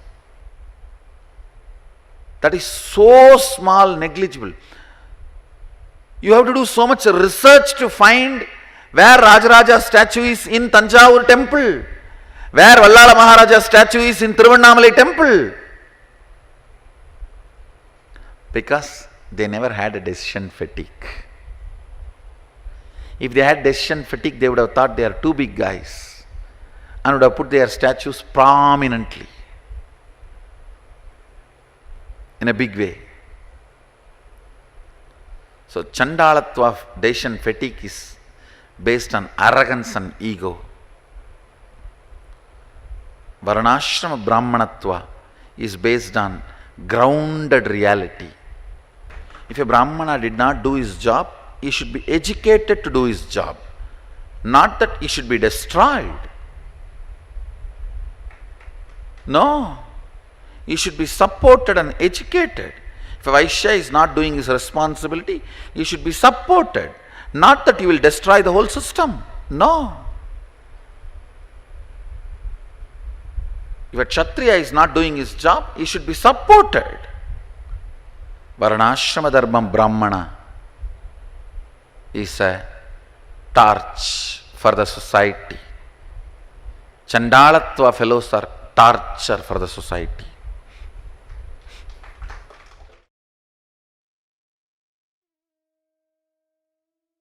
Understanding the Varnashrama Dharma, like there are so many misconceptions that the society feeds into us about this caste system, right? How exactly the caste system functions. There's so many misconceptions that the society teaches us. Be it the understanding about how the varnas are and different castes are, all of this.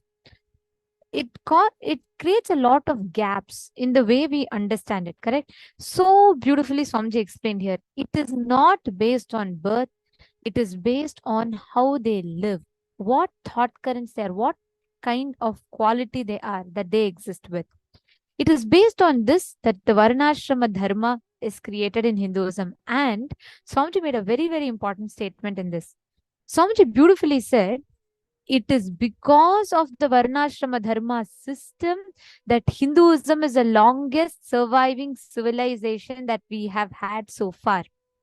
That itself shows the power, how exactly the Varnashrama Dharma system has made Hinduism so successful.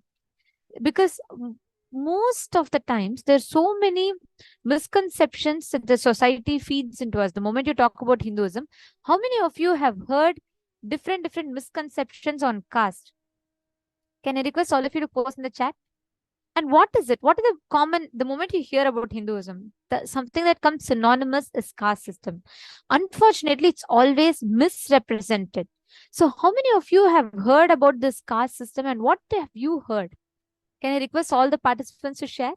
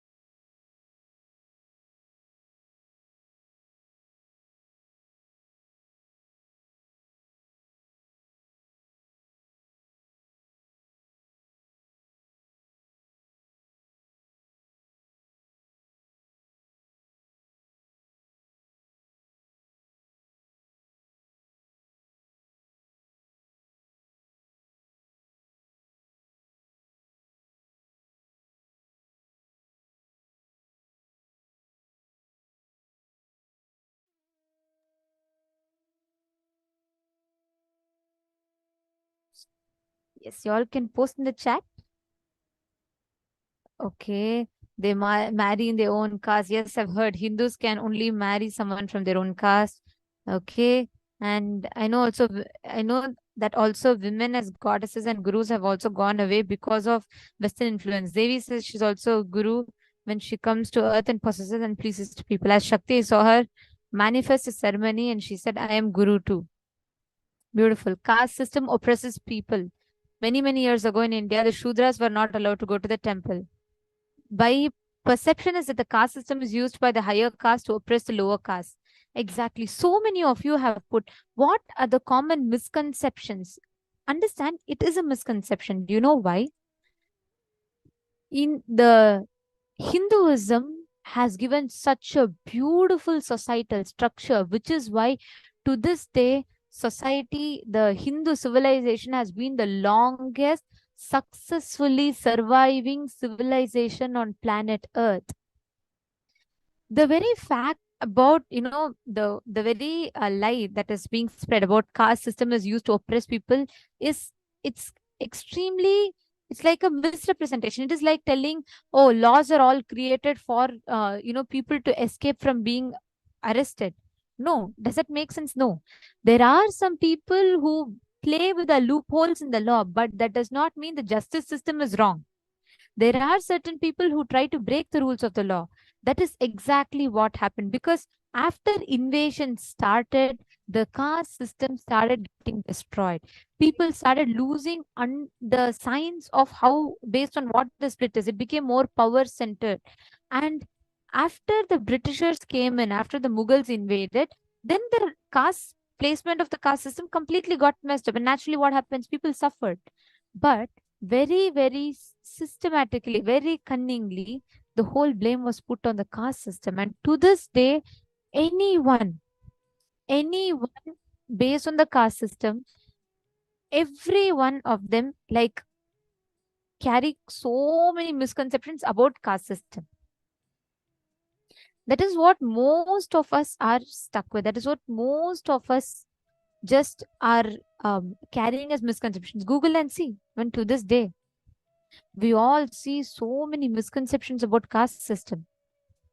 Okay, Vaidiki is asking, Ma, when Shudra moves to Brahmana, which jati would they move to? As each Brahmana jati wouldn't allow to maintain their lineage, as intermarriage would disrupt the knowledge transfer. Please clarify. Just to give you an example, Vishwamitra, he was a Kshatriya.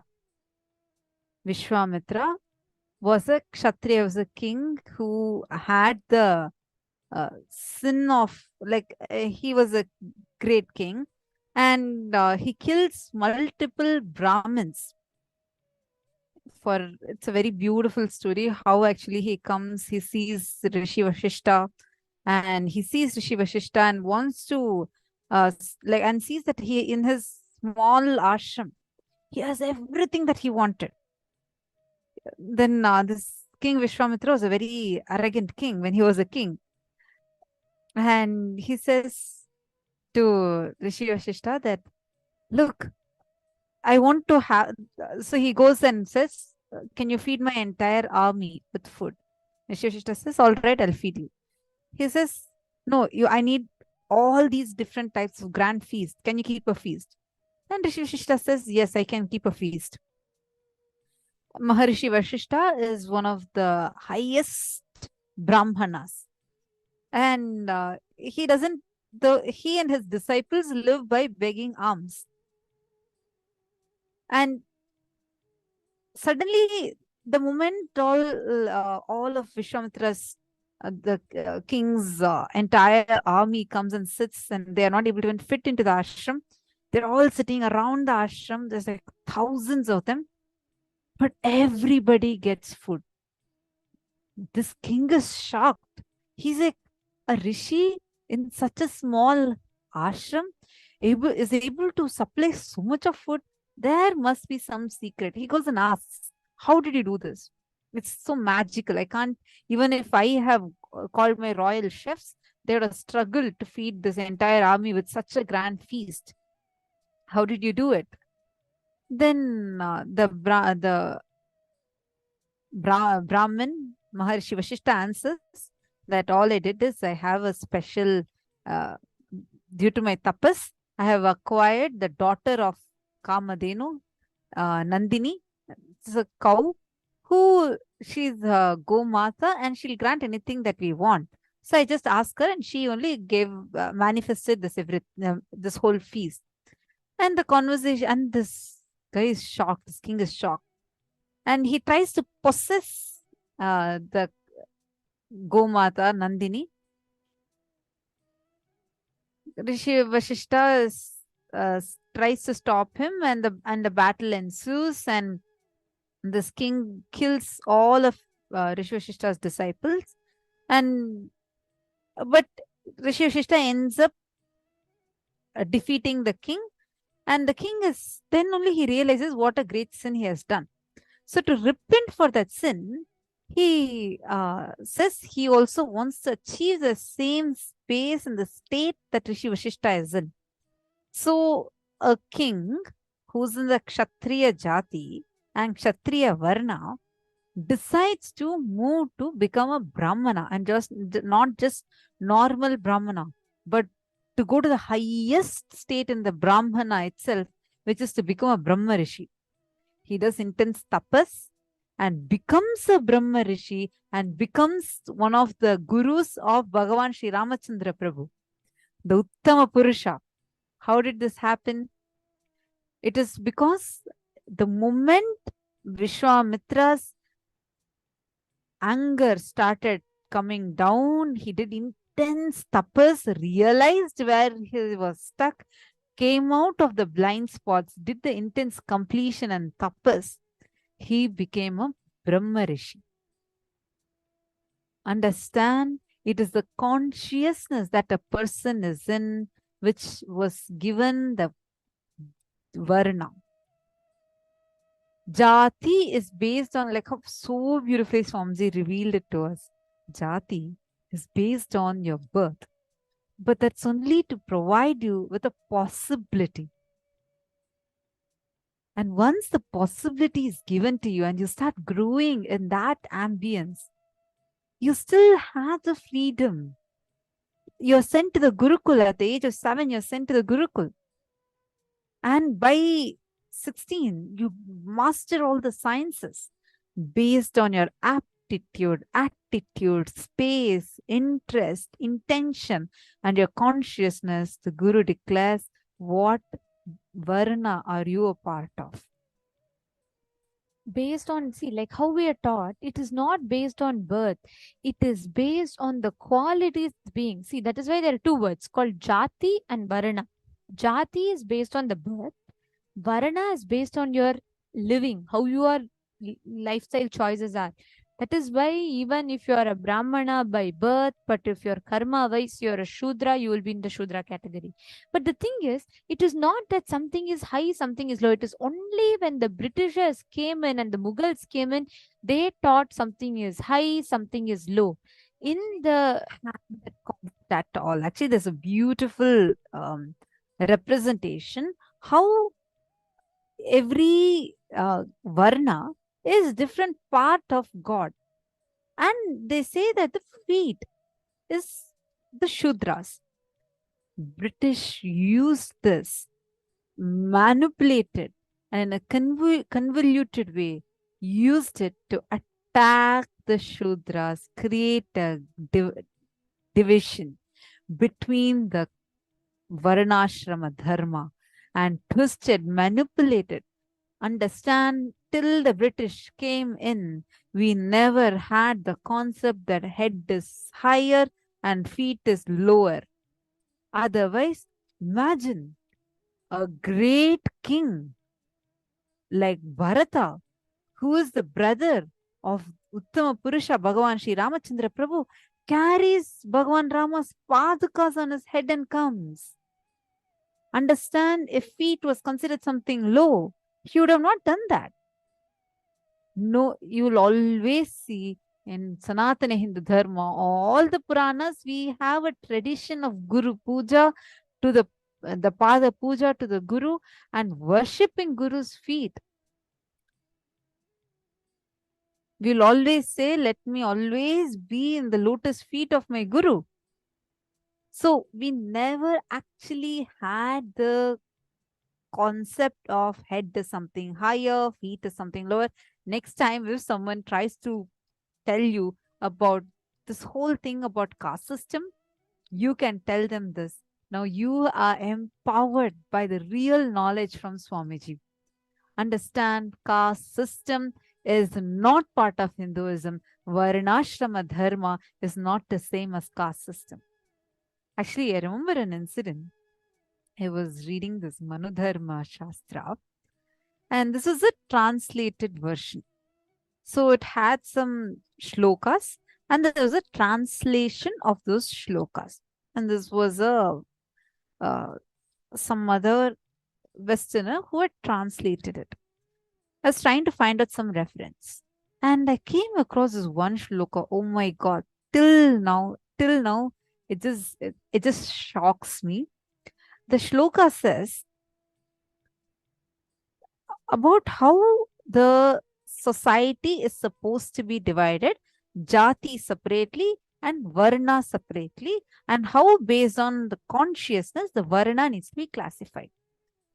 The translation says, they use for jati, they say that's caste system, and varna, say actually in Sanskrit, varna, that word varna is the same word for classifying, is the same word for the description of a shape, is the same word for color, and for this varnashrama dharma. It's a very small difference. Based on the context, it changes. The translation said that we were, as Hindus in Manudharma Shastra, it was mistranslated into, oh, the society is supposed to be divided based on colors. I was like, oh my God. If Swamiji had not already given us a true knowledge, anyone reading it would have been fooled. Come on, we never had there's no reference in the entire Puranas anywhere where Hindus are being divided based on color. That concept of color never existed. But because the British came, they stole all our scriptures, burnt our libraries for months together. All our universities were shattered, broken, bombed, and destroyed, burnt for months together. And people like Max Muller learned Sanskrit from the sole intention of mistranslating and wrongly misguiding the Hindu youth at that time, feeding the poison into them by sowing in the seeds about their concept of classification in the society and brought in caste system, which was never part of Hinduism. Understand, as a Hindu, we all should actually, it's only because of Swamiji, we all are even getting this true knowledge. Varnashrama dharma is not the same as caste system, and Varnashrama dharma only is the best societal structure, keeps the whole society together, because the power is beautifully divided into 4 parts. Money is given separately, human resources separately, the knowledge is in another group's hands, and the political power is in another group's hands. And it's so beautifully planned that, understand, if you are taught something wrong about Varnashrama Dharma, you should be informed that it is an exploitation crawling into you, because continuously, by systematically targeting these systems, which are very conveniently misrepresented and maligned in the eyes of the public, demonizing these traditions in the eyes of the public, our own the principles, the values that we are taught is completely shaken and removed from us. The experience that you get through this whole powerful process, right, of the division, the class system, it is not that, see, for example, let's say today, money, power, human resources, everything is under the control of one section of people. Like, for example, politicians. Watch closely. So many politicians have so many means. They're all like extremely rich. They hold the money control also with them. And even those people who are all like rich businessmen have a very, very significant political influence. Similarly, the human resources under whom? The same businessman who's rich has the human resources under him. The section of the society is divided in such a way that money, power, human resources, everything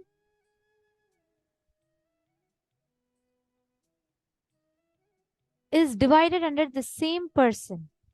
So what happens naturally? They exploit, they use this to control the society.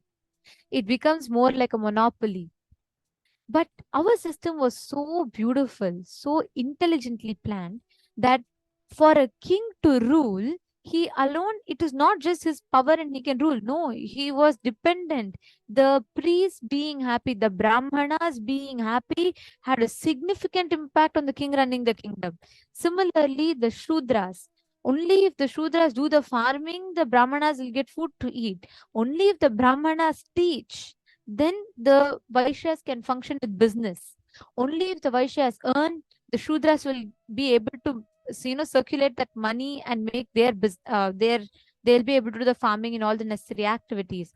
Only if the doctors keep the farmers alive, only if they're able to treat the farmers and make them healthy, they will get food in their plate. This is how our system was divided so beautifully. It was interdependent, interwoven. There was no room for exploitation.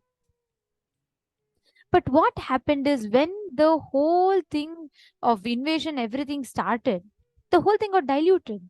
Now, so systematically, it is like they come to your house, they make your whole house dirty, and they tell you, see, in what kind of a dirty house you're living in, better you go out of this house, and they chase you out of your house. That is exactly what was done to us.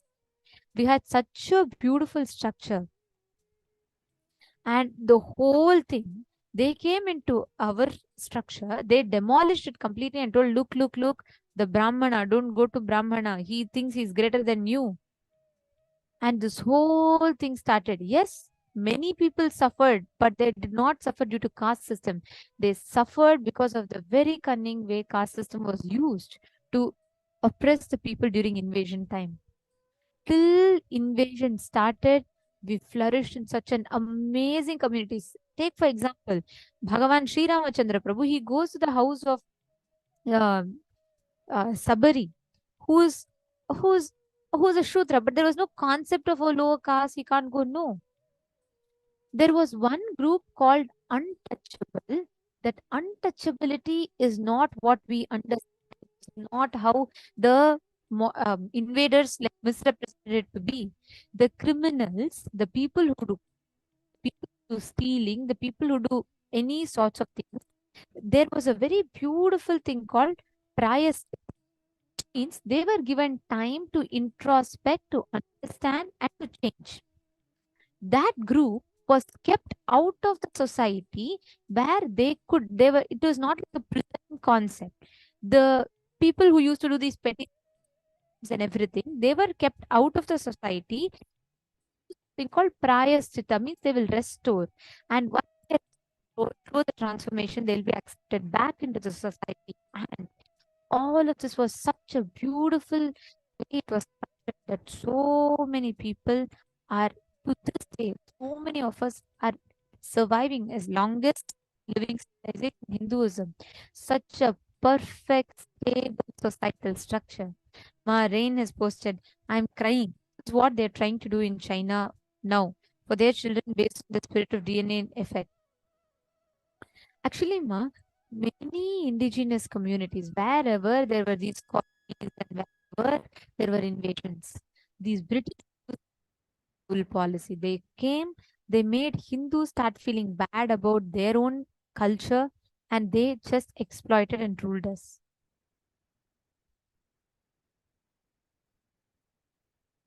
If every one of you just catch this, right, we will see how in so many different ways the whole thing is being done. See, many times people wonder, then what about all the injustice people went through because of the caste? Yes, people did go through, but it was not because of the caste. It was the way the invaders used these institutionalized this caste system to exploit the people. They used to go, "Oh, because you're Shudras, look, you have to work in the farm, and working in the farm is something cheap." This concept of something is great, something is was brought in by the invaders. And then naturally it did start to fall into that. And the whole thing got diluted. See, because you have a wound in your hand, is a solution to cut the hand? No, right? The solution is to heal the wound. But they thought because you have a wound in the hand, they got the whole strategy of cutting the hand itself. That is exactly what was done. Just because there is a flaw, not that we had it, they created a gap and they made everyone start hating the whole system itself.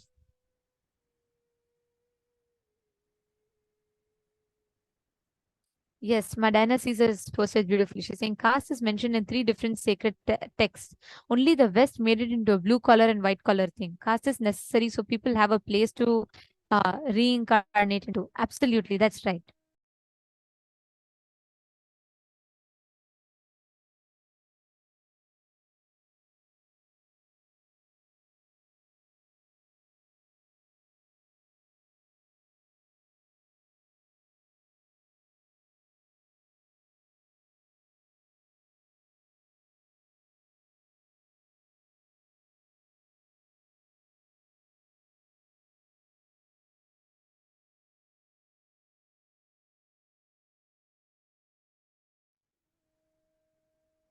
Sorry for the technical glitch.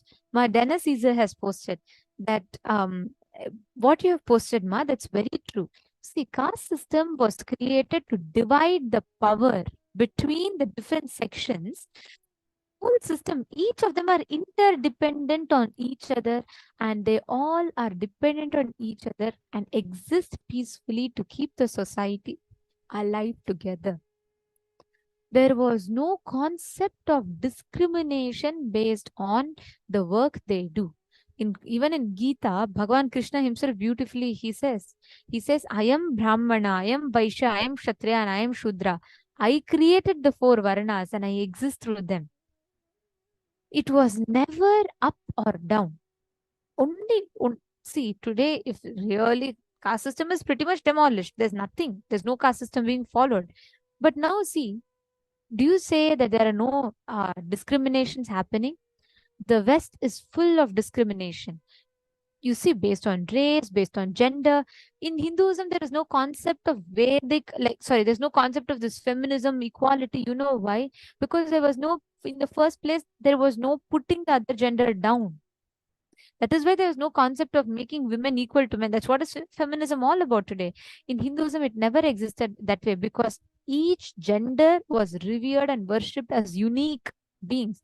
The goal was dharma, artha, kama, and moksha. The goal was very clearly defined. The final goal is liberation, which is enlightenment. So because your goal is enlightenment, all your actions will orient you to that goal. If you choose Brahmana, being a Brahmana, how will you attain moksha? Means through teaching and enriching, through rituals and sacrifices, how will you attain moksha? If you choose the lifestyle of a Vaishya, the businessman, how being through business and doing the right businesses, how you will attain moksha. Every caste, every division work towards the path of enlightenment. And these gotras were based on the DNA thing. See, today if you see, there are so many gotra, Vishwamitra gotra, Vashishta gotra, this gotra, that gotra. It was not division based on, like we say immediately, oh, they're all division based on birth. No. It was not simply because you're born and you're discriminated, one gotra is discriminated from another. No. It was such an amazing, most intelligent way of storing the DNA. Understand, today we have so much of study about this I'm just not getting the word correct, where the pain is carried over in the DNA, the stress and the pain is carried over in the DNA. Then when the next child is born, like if the parents have suffered, the suffering is carried through the DNA to the child also. Similarly, the intelligence is stored in the genes. If you, let's say you are a great scientist descendant, the intelligence, the knowledge of that scientist, the genes expresses even through you. Our rishis were so intelligent. If there is a rishi who is adept at mastering aeronautics, or there was a rishi who is adept at mastering how the consciousness studies. Every rishi, some rishi was adept at physical yoga. All of them, they stored in their knowledge in their genes and transferred it. That is why gotra is very important to be kept alive. If you are a particular gotra, you need to know you carry so many extraordinary possibilities that is carried down through the gotras. That is why the whole system of marrying within the gotra, particular gotra should marry the other gotra, like that, it is created in such a way that the intelligence gets carried over and over and over. That is why the most advanced civilization is Hinduism. Just look around you. So many successful CEOs, so many successful people. Everyone are Hindus. Why? Because by our core, even though by now we have lost touch with that authentic Hinduism, still that intelligence expresses through our genes and DNA.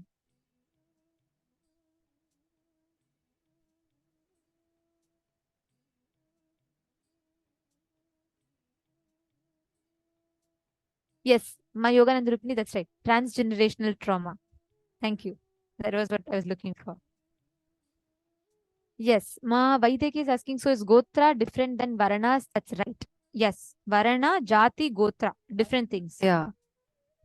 Jati is, so first, the DNA that you're going to be carrying, what information is to be stored in your very DNA is in your Gotra. There's Vishwamitra Gotra, Vashta Gotra, Gautama Gotra, Maudgalya Gotra. All of these are great rishis, the scientists. See, now we are seeing this, it's becoming very popular, trying to get different traits of different people, where like, especially, it's becoming more of a trend to have certain celebrity features in their children, and they're trying some ways how to get that, like, through the test tube babies, etc. But the system that we had was way well advanced and foolproof system. That is the Gotra system. The Gotra system is where literally the best stars, or like how now we say celebrities, but at that time, the most enlightened, knowledgeable, literally the heroes and scientists who had the best DNA, who were master and adepts in some of the greatest sciences, collected their knowledge, all their skill set, and stored it within the DNA.